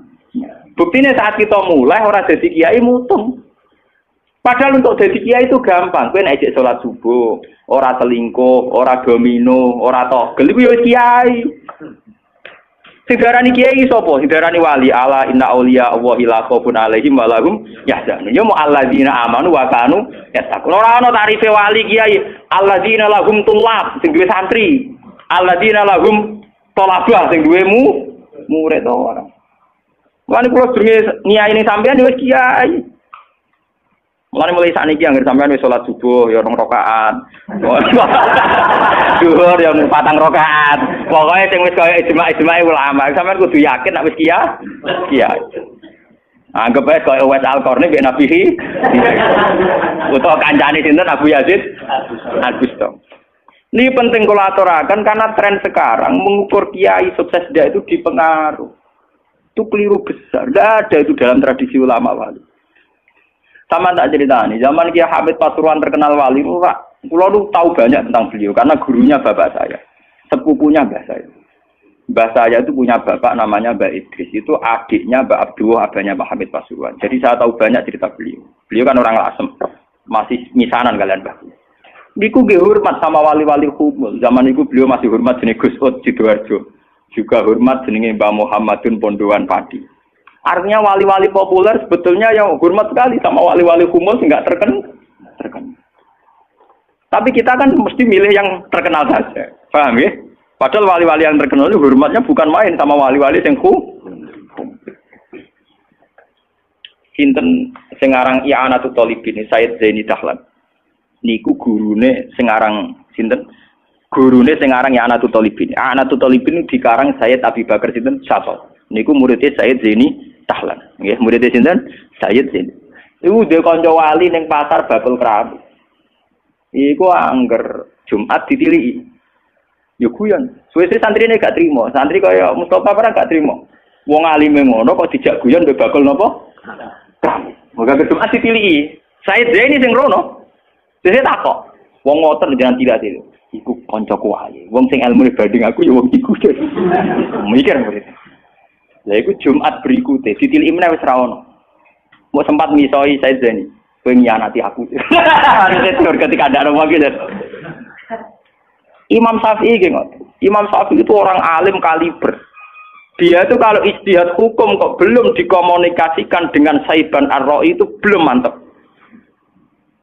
Imam Syafi'i itu mujtahid hukum, tapi kalau dia ragu, itu ngenteni kancane jenis Saiban Ar-Ra'i itu kang angon wedhus ning desa. Woi nek dikomunikasekno niku mantep. Dan itu mungkin setiap zaman mesti mungkin. Lah kula nu ngalami. Kula kan sering teng pasar. Ana mobil mau mandeg. Ya hormat kula nggih biasa pakai sukum. Lah cara wong sira ro nak kula numpak dokar, cara wong ro kan wong numpak dokar dihormati wong numpak mobil. Lah perasaane numpak mobil kan tetep ngakoni kula wong alim. Kula nu nate badhe teng Pertelon iki kisah nyata. Nggih teng Pertelon badhe bubal ngenteni mobil. Ya ana sing roh nak kula, Gus ana sing ra roh walhasil. Wonten mobil iki kiai gedhe mandeg wonten kula. Mboten sareng kula. Ya wong janggal. Itu mungkin dan itu menjaga peradaban sehingga yang besar tidak angkuh mergo ana kiai-kiai sing humul. Cuma kula niku humule rapati sukses. Mari sing muncul-muncul niku mari ra jelas sing bareng. Itu bagus itu untuk menjaga energi syukur biar orang itu syukur jadi kiai tidak gantung pengaruhnya banyak. Enggak gantung punya santri banyak. Tapi nyaman jadi kiai karena ngugemi kebenaran, meyakini apa? Kebenaran. Dan itu penting kalau aturaken. Lane kula nganti sakniki kepengin ngoten. Cuma ora sukses. Artinya kayak kula kan ditetir tebdi murid. Jadi pengaruh dulu Mas kula mbek tamu ya rapati hormat. Kula mbek wong nggih rada angel petuane. Tapi untuk takdir kayak kados kula nu takdir. Sebenarnya itu tidak pilihan saya, artinya tidak pilihan. Tapi ini perlu kula aturaken biar khazanah-khazanah Islam sing teng NTT teng Ambon itu masih. Kula nate diceritani Kiai Maimun. Zaman Khalifah Harun Ar-Rasyid niku setiap begundal dibuat teng fak-fak, teng Irian apa? Jaya. Sama seperti Inggris, orang-orang nakal dibuat teng Australia. Niku nak dirunut ada misi dakwahnya. Ternyata dari Irian itu turunan Arab tuh banyak. Sehingga ada Islam teng Irian nanti tok Timur Leste, yang dulu masih Timur. Malahnya PM Timur dia nak namanya Mar'in apa? Al-Qadiri itu turunan apa? Arab. Wong Timur Leste kok tahu di WPM turunan Arab. Ini berko zaman sinten Harun Ar-Rasyid. Niku begudal-begudal dibuat teng fak-fak, napa? Teng fak. Niku anak turune termasuk tokoh-tokoh sing teng putih, teng Timur Leste, teng putih. Niku wonten sejarah. Artinya apa? Apapun humulnya perjalanan umat Islam tetap barokah bagi yang lain. Tapi kenapa kita harus cari yang terkenal? Kiai-kiai humul barokah. Tapi aja kelainan terus kuper lho nggih. Terus percaya ngipi jimat. Lah mari saiki ku anggere kumul identik perkara jimat sampai napa? Kere. Kumul perkara ning gunung budak ngenteni apa? Nah iku sing repot ora kumul klenek jeneng. Nak kumul nek mati Allah ora kok nek mati ngenteni keris ceblok, paham nggih? Kumul kok perkara ngenteni napa? Keris. Lah niku artinya begini nggih, kula matur kula bolan baleni. Zaman Ki Hamid Pasuruan niku wonten jenenge Gus Ud Sidoarjo. Zaman Ki Bisri terkenal ngalim. Niku sering diskusi hukum ambek jenenge nak boten lepat niku subhanallah. Mbok kiai tangga Ki Mabrur. Ngalim-ngalim wong Rembang Kota namine sinten? Ki Mabrur. Zaman Mbah Zubair terkenal, Mbah Zubair Abe Bahmun. Niku nggih sering diskusi kalian Mbah kula. Di Mbah kula nggih muridé Mbah Mahfud Atur-Musi. Bahkan dulu ketika naskah Mbah Mahfud Atur-Musi hilang itu dulu dicari di Lasem. Di kiai yang saat itu belum terkenal karena masih Gus. Ini ku jenis Mbah Mansur. Niku murid Mbah Mansur bin Khalil. Lah Mbah Khalil itu santri sing katibnya Mbah Mahfud Atur-Musi. Jadi banyak sejarah-sejarah di mana kiai-kiai top harus berburu sama kiai-kiai humul, kiai-kiai napa? Kiai-kiai humul. Lah sakniki sing dadi repot kan sing kiai top nyepelekno kiai humul, sing humul perkara keris mbek akeh. Lha iku padha masalah ini. Padahal andekan seperti cerita-cerita dulu Imam Syafi'i cari Saiban Ar-Ra'i, Sayyidina Umar cari Uwais Al-Qarn. Itu akan stabil Islam. Artinya stabil begini loh. Orang merasa Islam itu nyaman bukan karena derajat-derajat duniawi. Selama ini kita akan begitu. Wajar kiai wayem. Umatnya di mobil, di duit. Artinya umat itu belum bisa menafsirkan nak kiai ayam karena tingkat kecintaannya pada kebenaran itu termasuk pula. Paham ya? Tapi dengan ada kiai yang tidak terkenal, dirapati di duit, kok tetap nyaman, berarti kan bukti tingkat kenyamanannya dia faktor kebenaran. Dan dua kubu ini harus ada terus, paham ya? Untuk menjaga kestabilan Islam. Dan dalam semua sejarah itu ada, kalau punya datanya. Lho Abu Hanifah terkenal lu nembe lho gara-gara murid-muridnya. Abu Hanifah terkenal rumah samu koyo Imam Syafi'i mboten. Dekne iku tukang kain ning pasar. Ku bedino ya dol kain. Adene wong alim, angger wong rono jebule ra tuku kain, perkara takok hukum. Wah, angger wong debat ra perkara nyang-nyangan, bantah-bantahan ambek sing takok. Terus terkenal wong alim dia dol kain. Akhirnya populer. Dadi dekne iku terkenal keulamaan iku kok toko kain. Akhirnya diabadekno saiki asline bakal kain ngoten mau. Ya ana ulama terkenal liwat jalur toko napa? Sesuk tokone bangkrut mergo grong-grono takok hukum. Niku sinten? Abu Hanifah. Saniki mboten rapati ngalim ngetokno kiyaine. Kula niku bertahun-tahun di kanca sing ora kula ngalim nggih kathah. Saniki yo getun mergo anak kula wong alim. Lah kaya kula wis repot kadung ngonangan repot. Muga-muga kaya roken humul. Mun kula terusaken nggih. Dadi wau nggih dadi fatwa ulama yang tidak ijma itu tidak harus diikuti. Wal ulama fil haqiqah umar fa ulul amri. Assalamualaikum warahmatullahi wabarakatuh. Idul Adha itu dari kata id itu kembali banyak nikmat atau terulangnya nikmat-nikmat yang diberikan oleh Allah Subhanahu wa taala. Kemudian Al-Adha ini banyak yang mengatakan terkait dengan ibadah penyembelihan kurban disebut Idul Adha atau Idul Kurban. Assalamualaikum warahmatullahi wabarakatuh. Bismillahirrahmanirrahim. Nahmaduka ya ghafuru ya syakuru masalli wa sallim barik ala sayyidina maulana Muhammadin wa ala alihi wa sahbihi asfa'in nama ba'du. Saya cerita sedikit tentang sejarah Idul Adha. Dulu ada seorang malaikat yang menjelma sebagai manusia dan beliau ini komunikasi dengan Nabi Ibrahim. Sebelum saya cerita jauh, saya katakan juga saya ingatkan lagi bahwa cara berpikir kita sebagai mukmin itu harus berpikir awal al-khilqah. Awal kita dijadikan oleh Allah Ta'ala, yaitu Nabi Adam materinya dari tanah, nyatanya bisa jadi Nabi Adam. Kita dari sperma, nyatanya bisa jadi manusia. dengan konstruksi yang sempurna. Dengan cara seperti ini nanti bayangkan kekuasaan Allah yang tidak terbatas menjadi mudah. Saya teruskan, si malaikat tadi tanya ke Nabi Ibrahim, saya minta kambing kamu. Oh ya silahkan.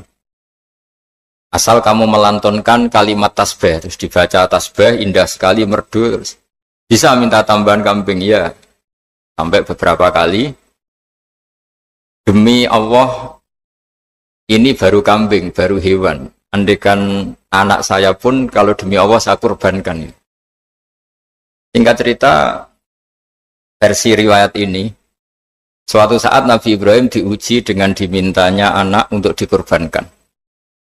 Ketika beliau atas nama seorang bapak agak keberatan, terus diingatkan ulang oleh Allah Ta'ala, janji beliau, demi Allah, anak pun saya kurbankan. Walhasil akhirnya beliau melakukan itu. Dan karena Allah hanya menguji, tidak niat betulan supaya anak itu disembelih, akhirnya diganti oleh kambing.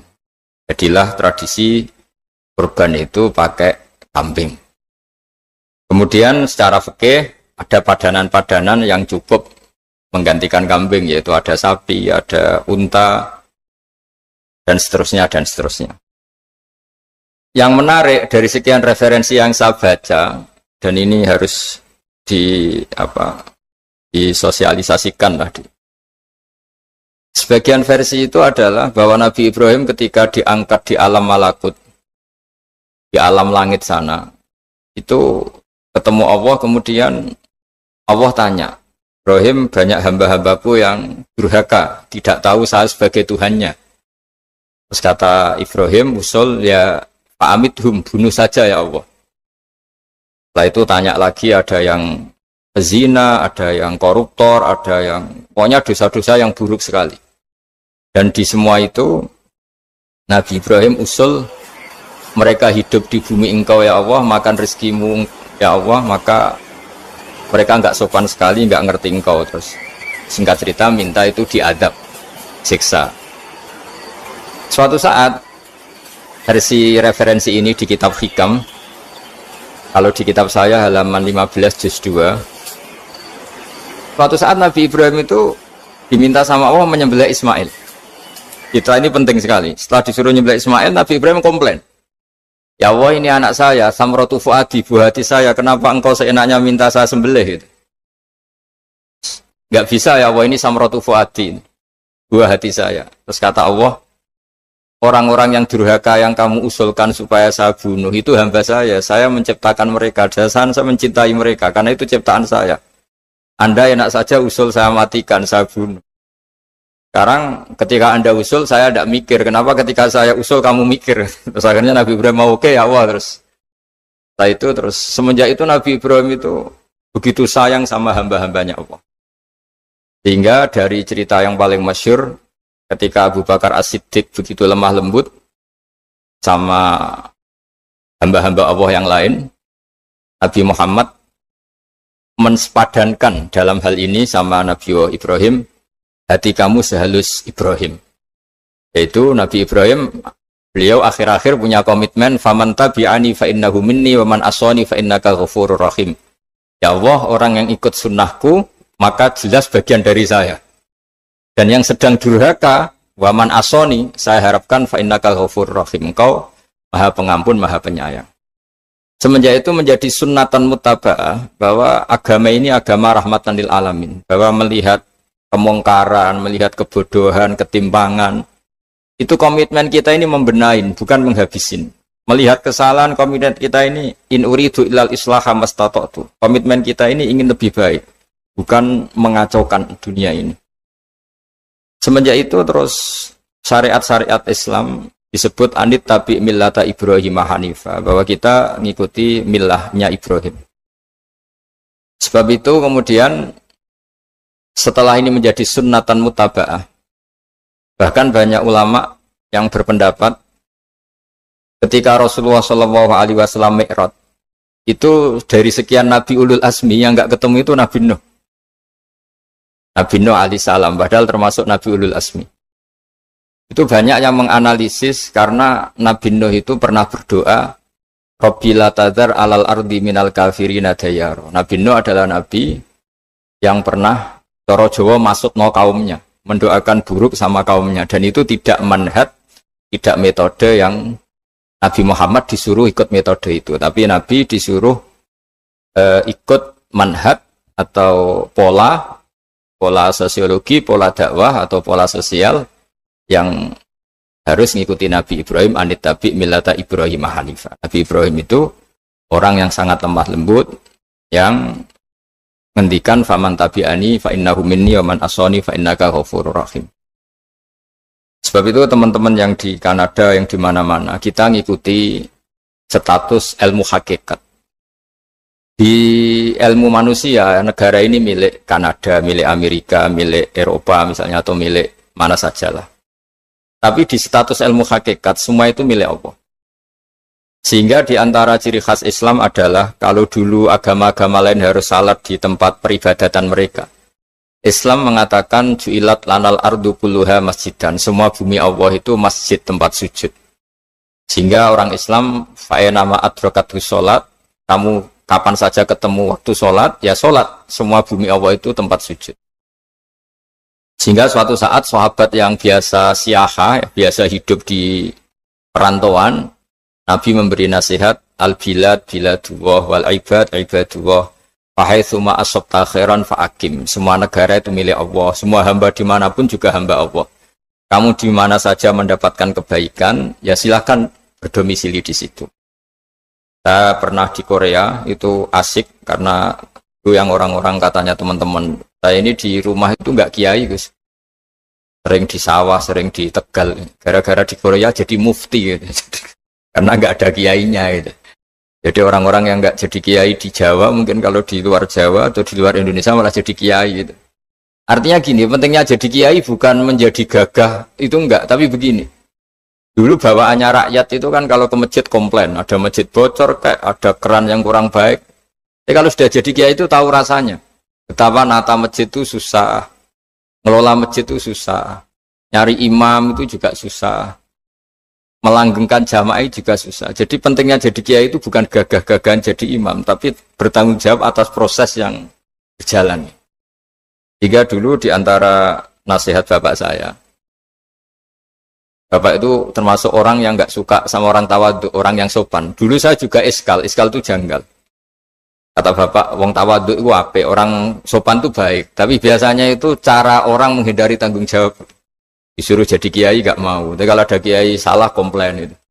Disuruh jadi menteri nggak mau. Kalau ada menteri salah komplain itu. Disuruh jadi apa nggak mau. Kesannya tawadhu, tapi sebenarnya hanya menghindari tanggung jawab. Disuruh pidato nggak mau. Disuruh jadi MC nggak mau. Tapi kalau ada orang salah komplain itu. Jika kata bapak tawadhu itu baik, asal tawadhu betul itu. Tapi kebanyakan nggak, tawadhu itu menghindari tanggung jawab sambil cari salahnya orang lain. Nah ini yang tawadhu yang akhirnya kurang baik. Nah teruskan, jadi Nabi Ibrahim ini panutan yang luar biasa. Beliau adalah orang yang alami sekian proses sosial yang akhirnya diakui sebagai Khalilur Rahman, orang yang sangat dicintai Allah Ta'ala. Di antara sebab dicintainya Nabi Ibrahim adalah seperti yang dialami Nabi Adam.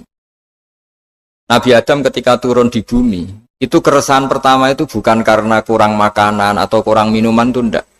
Beliau turun di bumi, mendapati bangsa yang lain, kalau dalam kitab disebut Banul Jan. Itu dia janggalnya Masya Allah. Ini orang makhluk-makhluk ini kok tidak kenal sama Allah yang menciptakannya.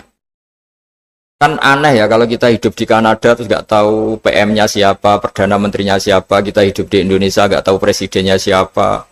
Itu kan aneh. Kita hidup di kampung nggak ngerti lurahnya siapa aja aneh. Ini hidup di buminya Allah kok tidak tahu Allah itu siapa. Nggak pernah menyebut Allah. Padahal harusnya yang paling dikenal pertama itu ya zat yang menciptakan kita, menciptakan langit bumi dan sebagainya. Sehingga beliau itu gerutu itu komplain. Ya Allah ini nggak fair dunia ini, engkau yang menciptakan, engkau yang memberi rezeki, kemudian mereka tidak kenal engkau. Ini kata Nabi Adam alaihissalam. Barokahnya komplain itu, jadi komplain itu yang diridhoi Allah juga banyak. Akhirnya Allah meridhoi Nabi Adam, dosa-dosanya, salahnya itu diampuni. Ya ukuran seorang nabi beliau dianggap salah itu diampuni karena keresahan beliau itu takut Allah nggak dikenal. Nah, Masjid yang di Kanada, di Montreal juga ketakutan kita ini jangan sampai orang Islam tidak punya tempat ibadah. Meskipun setelah punya tempat ibadah, ketakutan kita jangan-jangan ibadahnya tidak sesuai sunnah Rasul. Setelah sesuai sunnah Rasul kita takut lagi, jangan-jangan memaksa sesuai tapi karena ingin benar. Dan setelah ingin benar, takutnya secara tasawuf ngimani kebenaran itu. Bukan ngimani rahmatnya Allah, tapi ngimani kebenaran itu. Akhirnya jadi ujub. Ujub itu bangga amal diterima karena kebaikannya, bukan karena fadlnya Allah, karena anugerah. Nah, ketakutan-ketakutan ini khas orang soleh. Orang soleh itu kalau nggak sholat takut. Setelah sholat takut nggak sesuai syarat rukun. Setelah sesuai semua takut iktimat alal amal, membanggakan kebenaran, tapi bukan membanggakan luasnya rahmatnya Allah Ta'ala. Sehingga di luar ilmu fikih ada ilmu namanya ilmu tasawuf, ilmu yang mengelola hati. Jadi ibarat orang itu, kalau yang paling masyhur dalam cerita-cerita orang sufi, ada orang sudah masuk surga karena tidak pernah dosa sama sekali. Ini cerita-cerita yang melegenda di dunia tasawuf. Tanya Allah, kenapa kamu masuk surga? Karena saya taat terus ya Allah, nggak pernah maksiat sama engkau. Berapa lama kamu hidup di dunia? 80 tahun. Ya sudah, karena taat kamu 80 tahun, ya surga kamu 80 tahun. Ya komplain, ya Allah katanya surga selamanya. Kenapa ini hanya 80 tahun? Yang selamanya itu rahmat saya. Kalau amal kamu kan terbatas 80 tahun, maka balasannya hanya 80 tahun. Nah, semenjak itu beliau sadar, oh ya Allah, masuk surga itu fadlmu, anugerahmu, amal saya tidak ada bandingannya dengan surgamu. Nah, ini jadi sehingga keyakinan ahli sunnah wal jamaah di antara ciri khasnya adalah masuk surga itu karena fadlnya Allah, karena anugerahnya Allah. Maksudnya itu, oke, kita amal, tapi amal kita tetap terbatas. Tidak memberi kontribusi pada kerajaan Allah, pada kedikjayaan Allah sebagai Tuhan. Yang tidak terbatas adalah fadlnya Allah Subhanahu wa Ta'ala.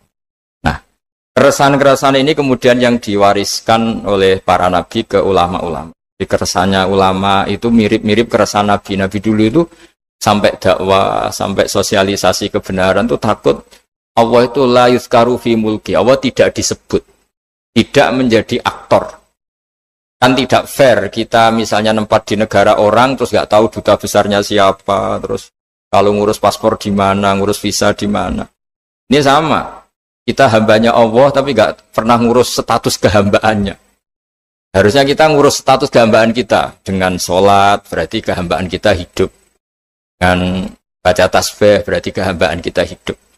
Makanya dalam sebuah ayat disebutkan masuk surga itu gampang, yang susah itu kamu masuk status kehambaan itu.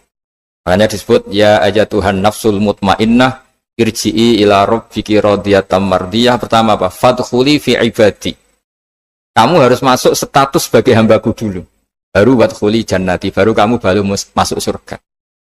Jadi orang boleh nikmati fasilitas negara lain kalau visa paspornya disahkan. Orang boleh masuk surga kalau status kehambaannya disahkan oleh Allah Subhanahu wa Ta'ala. Nah, lalu status kehambaan itu dimulai dari mana? Secara fisik kita sujud. Anggota tubuh yang begitu terhormat, namanya kepala, kita tundukkan kepada Allah Ta'ala. Hati kita, akal kita yang ingin menguasai dunia misalnya, ambisi itu kita kalahkan untuk hanya tunduk kepada aturan-aturan Allah Subhanahu wa Ta'ala. Kekhawatiran kita akan menghadapi alam akhirat, nah ini yang penting. Nanti setelah kita mati kayak apa, jadi debu, jadi tanah, lalu bangkit kita gimana? Sebagaimana mukadimah saya, ingatlah an-nas atil ula. Ingatlah penciptaan pertama, bahwa Allah punya reputasi menciptakan Nabi Adam dari tanah, dan di tubuh Nabi Adam itu tersimpan calon generasi berikutnya ila yaumil qiyamah. Kayak apa susahnya bikin Nabi Adam kalau andikan kita boleh berpikir. Bikin satu master manusia yang akan melahirkan manusia seluruh dunia. Ibaratnya chipnya itu sudah ada di punggung Nabi Adam. Dan itu materinya dari tanah. Dengan berpikir gitu, maka ketika kita meninggal, sudah jadi tanah, kembali lagi jadi manusia adalah hal yang mudah. Karena Allah punya reputasi menciptakan manusia super, yaitu Nabi Adam dari tanah. Jika setiap kali kita iskal janggal terhadap kekuasaan Allah, kata Allah Ta'ala, Qul yuhihal ladzi ansha'aha awwala marrah. Kalau kamu janggal terhadap kemampuan saya, kemampuan kami menghidupkan tulang belulang yang sudah rapuh, sudah hancur, maka ingatlah reputasi saya, kata Allah, reputasi kami menciptakan Adam dari tanah. Ya, para nabi itu Ini semoga teman-teman yang di Kanada masih ingat betul iman yang dilatih para guru kita di Jawa, di Indonesia. Para nabi itu saking imannya sama Allah, itu tidak ada, sampai kasarnya itu nggak tahu bedanya antara hal itu masuk akal maupun tidak. Saya beri contoh begini, kalau dalam ilmu tauhid, dan ini harus kita latih terus sampai ketemu Allah Ta'ala. Ketika telur jadi ayam, itu sebetulnya itu kita juga tidak ikut mampu bikin telur jadi ayam. Tapi berhubung sering terjadi, kita bilang telur jadi ayam itu mungkin. Mungkin itu ya mungkin sering terjadi. Padahal sering terjadi ini juga tidak yang jenis kita ikut berkontribusi. Lalu ketika sering terjadi ini kita bilang itu mungkin. Padahal saat kita bilang mungkin, jika hakikatnya kita tidak ikut menciptakan telur menjadi ayam. Lalu karena seringnya telur jadi ayam, kita bilang telur jadi ayam itu mungkin. Mungkin itu tidak muhal. Begitu juga bebijian, nanti jadi pohon besar yang rindang, yang berbuah, kita katakan mungkin.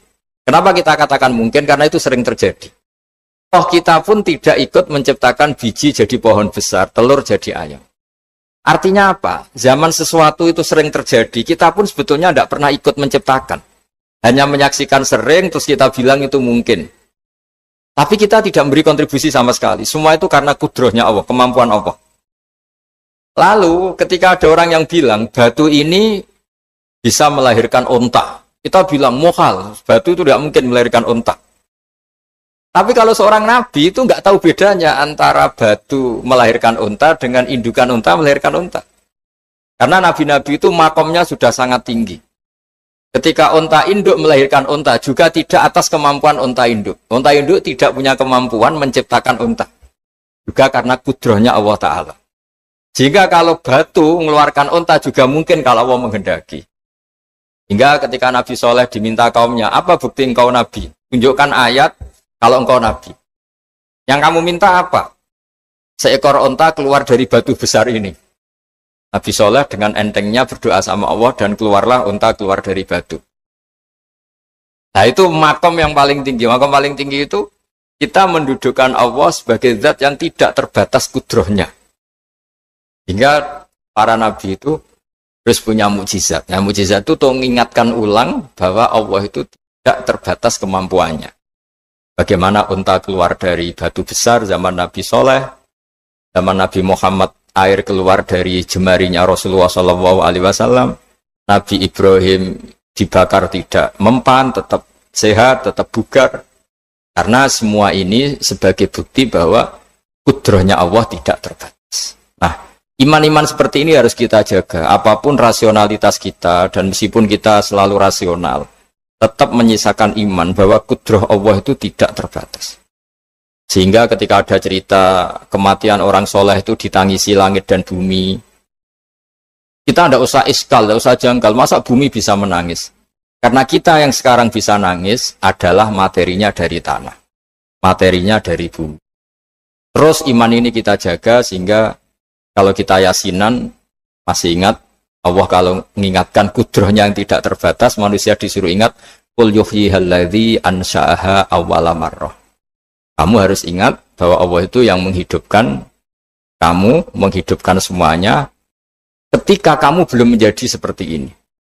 Jadi intinya itu kita ingat meskipun telur itu lazim jadi ayam, tetap tidak karena kudrohnya ayam itu, tapi karena kudrohnya Allah. Indukan unta melahirkan anak unta juga bukan kemampuan indukan unta, karena ini juga makhluk yang lemah, tapi juga kemampuan Allah Subhanahu wa Ta'ala. Jika dengan demikian kita termasuk hamba Allah sesuai target yang diingatkan Allah. Falamma tabayyana lahu qala a'lamu annallaha ala kulli syai'in qadir. Hamba Allah yang baik adalah hamba ketika menyaksikan fenomena apapun, semua itu li ta'lamu annallaha ala kulli syai'in qadir wa annallaha qad ahata bi kulli syai'in ilma.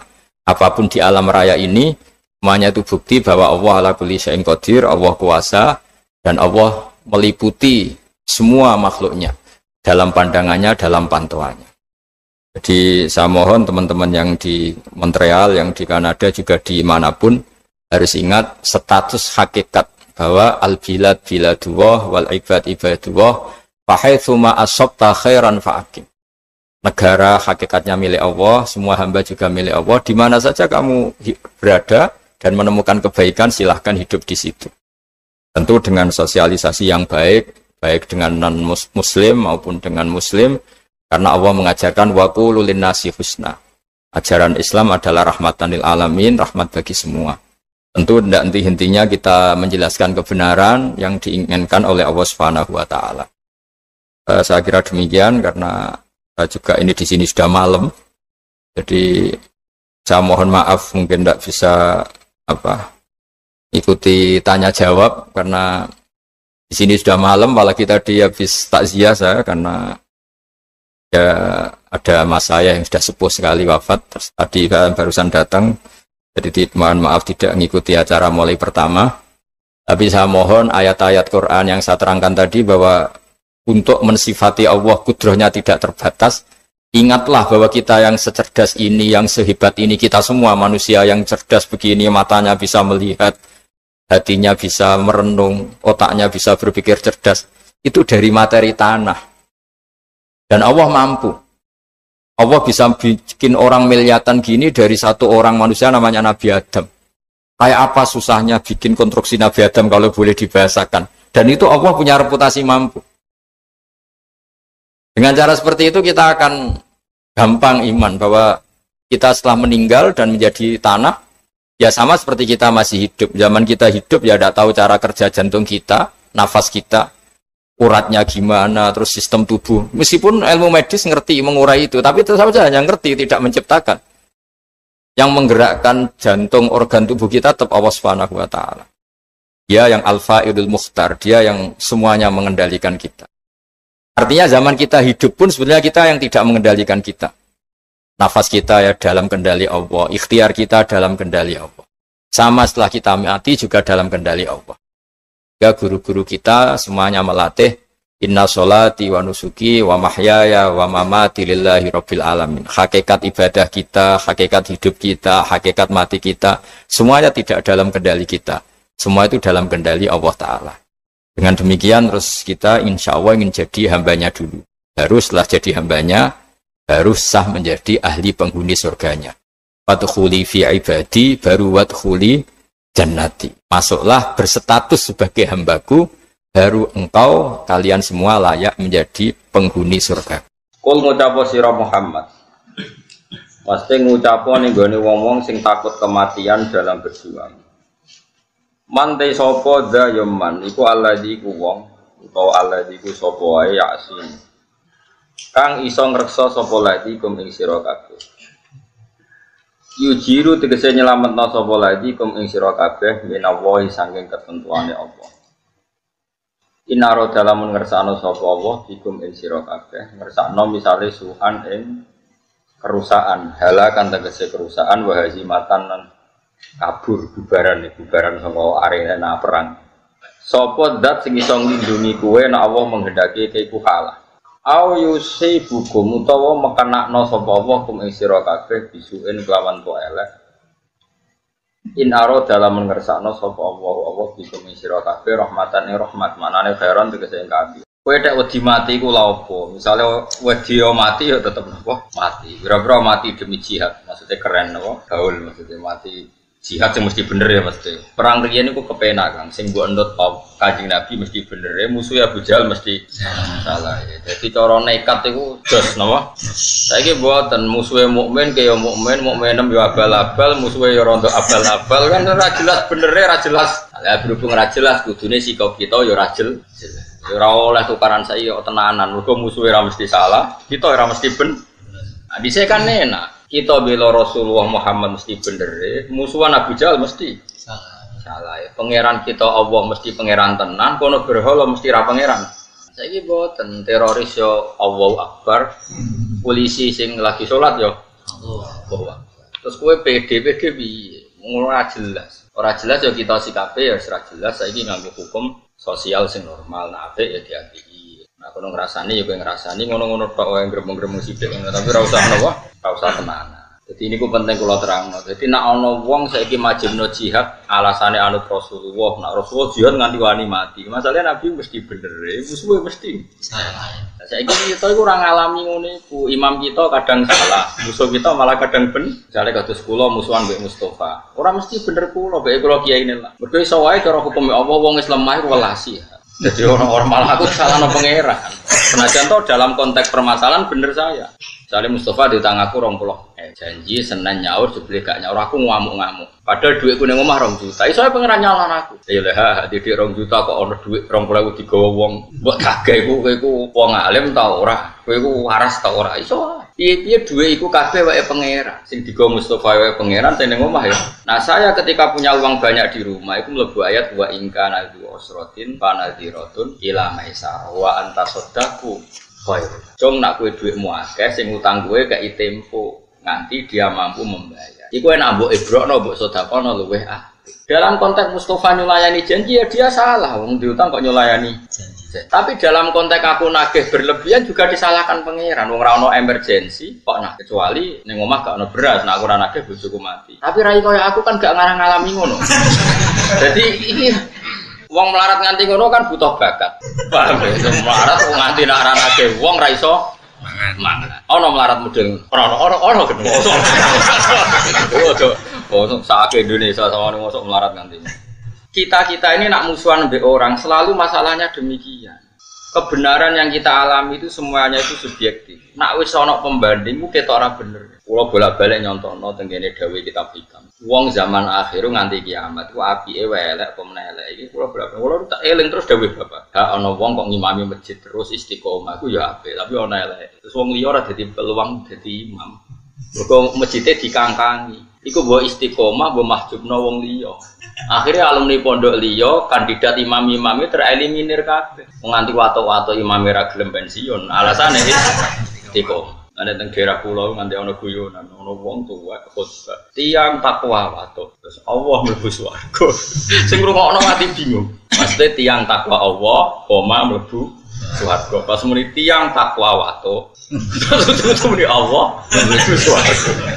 Terus dari mama ya baleren mbak jadi khutbah akhirnya kalimatnya kacau mas maksudnya itu tiang takwa Allah lebih suaraku tiang takwa watuk gigil terus no kacau. Nah ini seperti ini istiqomah apa mau kalah mbak wong liya mau kalah tapi bu arani elek wong istiqomah kok elek. Kita hidup di zaman akhir tuh seperti itu. Kowe ngritik wong tua iku ya salah ya ono bener ya ono makanya masyhur dalam aturan usul fikih madhabuna shawabun yahtamilul khata' wa madhabuka khata'un yahtamilus shawab. Kalau kita sedang beristihad taruhannya begini, pendapat saya benar kamu salah tapi ya mungkin benar. Tak ulang lagi ya, pendapat saya benar tapi mungkin salah, pendapat kamu salah tapi mungkin benar. Karena ini masalah-masalah yang semi. Jadi kalau ada orang PD membela Islam dalam konteks modern ya repot. Ini saya punya cerita ya, saya itu pernah diundang seminar di Pondok Sidogiri. Itu audiennya itu semuanya tamat aliyah, bisa baca kitab. Dan serius karena acaranya dipersiapkan sebelum 3 tahun.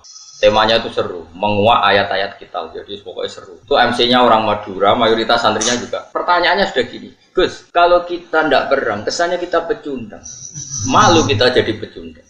Kalau kita perang ditangkap Pak Jokowi. Pertanyaannya itu sudah gitu. Kalau kita perang ditangkap Pak Jokowi, ditangkap presiden. Dan itu pertanyaan laten karena ada ayat-ayat kita. Untung mereka semuanya ahlul ilm sehingga tidak main perang karena semuanya mereka ahlul ilm. Terus tak tanya, perang yang seperti itu wani mati itu konteksnya apa? Kalau konteks Rasulullah mesti benarnya kamu bela, Bujal mesti salahnya kamu musuhi. Ini nggak masalah kita mati. Ini iskariman aumut. Tapi kalau perang saya misalnya musuh kamu, terus demi apa coba? Misalnya demi rebutan warisan. Jelas tanah itu milik saya. Secara de facto tanah itu milik saya, sertifikat milik saya, jual beli milik saya. Terus dia aku ruhin tanpa bukti. Terus saya perang sampai bunuh Ruhin karena Ruhin terbukti salah. Dalam konteks tanah ini mungkin benar saya, tapi apa betul demi tanah sampai membunuh orang mukmin? Paham ya? Oh ini demi hak apanya? Wong tanah saya kehilangan 0,5 hektar saya tetap kaya. Mendesaknya apa? Makanya kalau di bab sial itu contohnya gini yang boleh membunuh orang mukmin. Saya digarong orang yang saya kalau tidak bunuh dibelah itu contoh karena ini taruhannya nyawa dengan Ini ndak. Makanya di bab sial orang fikih nyontokno gini, kowe PTM dicolok. Demi harga diri bajingane mbok bedak nganti akhirnya kowe dipateni toko mata ini. Pertanyaannya pangeran demi pitik wae kok paten. Nah, semuanya itu ihtimal dalam konteks modern. Maksudnya modern itu selain Rasulullah itu semuanya sekalipun untuk perangnya Sayyidina Ali dan Sayyidina Muawiyah itu semuanya ihtimal. Makanya kata ulama sanggup aja bodoh bener itu sahabat masalah istihad. Tapi setelah sahabat nggak ada perang yang dengan dalil hujah yang wadihah yang jelas karena potensinya sama-sama iya, sama-sama tidak. Ini penting saya utarakan. Jadi begitu juga dalam imam masjid, dalam sedekah. Misalnya gini, saya sering ditanya orang, Gus zakat itu apa? Dikasih panitia masjid tak dilakoni dewi. Kue takut dengki apa takut api-apian? Nah, kue dengki apa ngomentari panitia masjid? Tak jawab apa ini masjid. Ben sifat dengkimu buat lawan dewi. Gak Gus, objektif. Jawaban saya gampang. Misalnya saya punya uang 1 juta. Kebetulan yang miskin itu ponakan saya atau orang yang tidak wajib saya tanggung. Jadi zakat itu kan nggak boleh diberikan orang yang wajib ditanggung. Misalnya anak istri kan wajib ditanggung. Tapi kalau ponakan misalnya kan sudah tidak tanggungan, tidak wajib maksudnya ya boleh dilakukan. Maka aturannya Quran jelas dahulukan bil qurba, orang yang punya unsur apa? Dan saya tahu kalau saya kasihkan masjid 1 juta dibagi 1 kampung itu nanti ponakan saya untuk selawewu. Itu ora kena tuku beras. Tapi nak saya sendiri yang memberikan iso keduman 300.000-an dan atau keduman 1 jutaan. Saya harus mengasihkan langsung dengan cara ini corong Jawa kemoto, pemberiannya kemoto. Tapi ada ulama yang cara berpikir tidak seperti itu. Min awalil amri zakat itu harus merata. Wes cara kemoto lah sementing saat diso keduman. Kayak manuk doror Allah. Termasuk mazhab Syafi'i yang dikontrol oleh ashabnya adalah mazhab ini. Ini dengerin yang ada di Mu'in dia. Zakat itu ashabnya akan 8. Pinten? 8 ini anggap saja di era modern tinggal berapa sekarang? Yang permanen ada itu fuqara, masakin, amil tidak mesti ada. Saya tuh ya tidak yakin kalau amil di masjid itu amil betulan. Wong mau nyateti terus rame-rame mbek rokokan tadi mau daftar. Kadang yo ana lanang wedok yo mau pacaran bopo yo ora roh. Pokoke sebagian itu yo ora islami banget. Mbek rokokan ngenteni pani apa wong. Dulu itu amil tak ceritane ngaten nggih Pak. Dulu amil itu Nabi itu hidup di Madinah. Itu amil itu disuruh ngambil zakat tuh di Yaman. Ya Madinah sampai Yaman jaraknya sampai bayang zaman itu, enggak naik pesawat. Sehingga cara untuk jajah zakat tuh ono pantes sih. Tapi kalau ambil sekarang di masjid-masjid itu kangelan toro, tengok-tengok rokokan terus ono sing nyugoi kopi. Terus disita itu sidik-sidik ngono terus. Lah iya misalnya terus ana kiai Mustofa Dar, iku yo amil Gus, era modern ngene iki cukup darane amil. Ya ana bener yo nyatane amil tenan. Terus kula ada pendapat ora amil. Ngono-ngono tok wae kok mbokeki. Zakat. Karo dene sebagian mereka ya wong mampu S1. Kadang jurusan ekonomi. Untuk zakat. Oke. Nah terus misalnya satu zakatan di masjid itu ada 2 pintal. 2 pintal berarti berapa kilo? 200 kilo. 200 kilo, wong kere ning desa iku 400. Enggak tak latih kowe ben pinter, tenan ngaji swarga neraka tak latih ben utekmu bener. 200 kilo sing wajib dizakati 400 berarti untuk pirang? Setengah kilo. Setengah kilo itu koyo pakanan doro. Napa? Nak sing melarat 400 itu setengah kilo, nak sing melarat 800 berapa? Saiki atok ora rata wong tok kemotor 20 kilo. Timbang rata tapi wong koyok manuk doro. Yaiku untuk beras seberapa? Iku apa kanane manuk? Ayo jawab saya, ayo sing iso jawab. Ini jenenge bener-bener khilaf. Yang mengatakan takmim harus rata biar adil ya masuk akal. Piye-piye padha-padha pikir kok gak dibagi. Tapi ana ulama darani atok ora dibagi rata sing penting kemoto ngregani wong. Piye-piye faktor zakat iku ana ikrame kala bala tukrimun yatim. Nak ngekeki iku ana mulyanane. Wong dikeki seprapat kilo mulyano tangannya. Iya. Mulane wong ku mikir. Paham? Paham tenan to ora? Lah ngono iku jenenge istihad. Istihad tuh mirip. Itu jenis ra'yu naswabun yahtamilul khata' wa ra'yu ka khata'un yahtamilus. Pendapatku itu benar tapi yang mungkin salah, tapi kayak salah tapi mungkin benar. Misalnya aku fatwa, wong elek itu haram untuk wong elek. Ya ono mirip bener sih. Mergo anak ra melok-melok dadi elek banget. Misale aku ujug-ujug istihad fatwa. Wong lanang weli iku haram untuk wong wedok weli.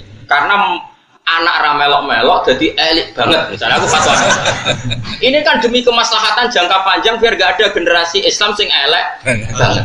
Kira-kira fatwa itu mungkin benar enggak? Mungkin.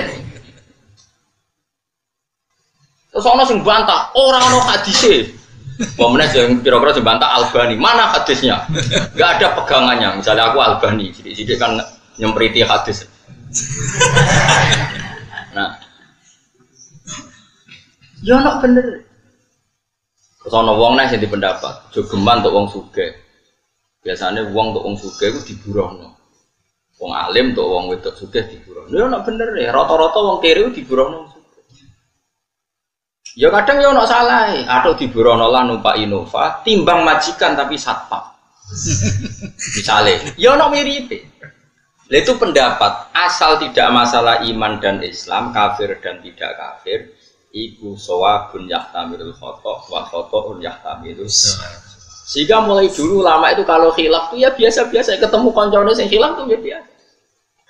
Imam Syafi'i itu pernah sholat di masjidnya Abu Hanifah ya ada kunut. Padahal beliau orang sangat-sangat mensyariatkan kunut. Abu Hanifah sudah meninggal. Arwan wis kapundhut ditanya, "Lima adalah taknutu ya Syafi'i ya Abu Abdillah Sulani." Ikroman li hadzal madzhab. Aku ngertani madzhab. Sak contoh meneh, iki kowe nek ora paham iki banget. Kowe salat zuhur dengan sadar, 1 rakaat rukuk 2 itu sah apa enggak? Loh, rukuk 2 kali kan? Di rakaat ula, kue rukuk 2 kali sah ndak? Menambahkan 1 rukun rukuk, ndak sah. Sholat itu batal dengan menambahi 1 rukun. Jadi kena rukuk 2 kali, sholat duhur, sah ndak? Ndak sah. Nambahi sujud 3 kali, ndak sah. Karena termasuk sholat itu batal dengan menambahkan 1 rukun. Yang amdan sengaja. Sekarang saya tanya, sholat mayit itu modelnya di sini takbirnya berapa kali? 4. Wes yakin? Wes tak takoki Mas jawab, wes keliru lah, kowe cah murid ta, masih brengosen kan murid. Takbir 4 rakaat itu rukun apa sunat? Rukun ning bab salat jenazah takbir 4 rakaat itu.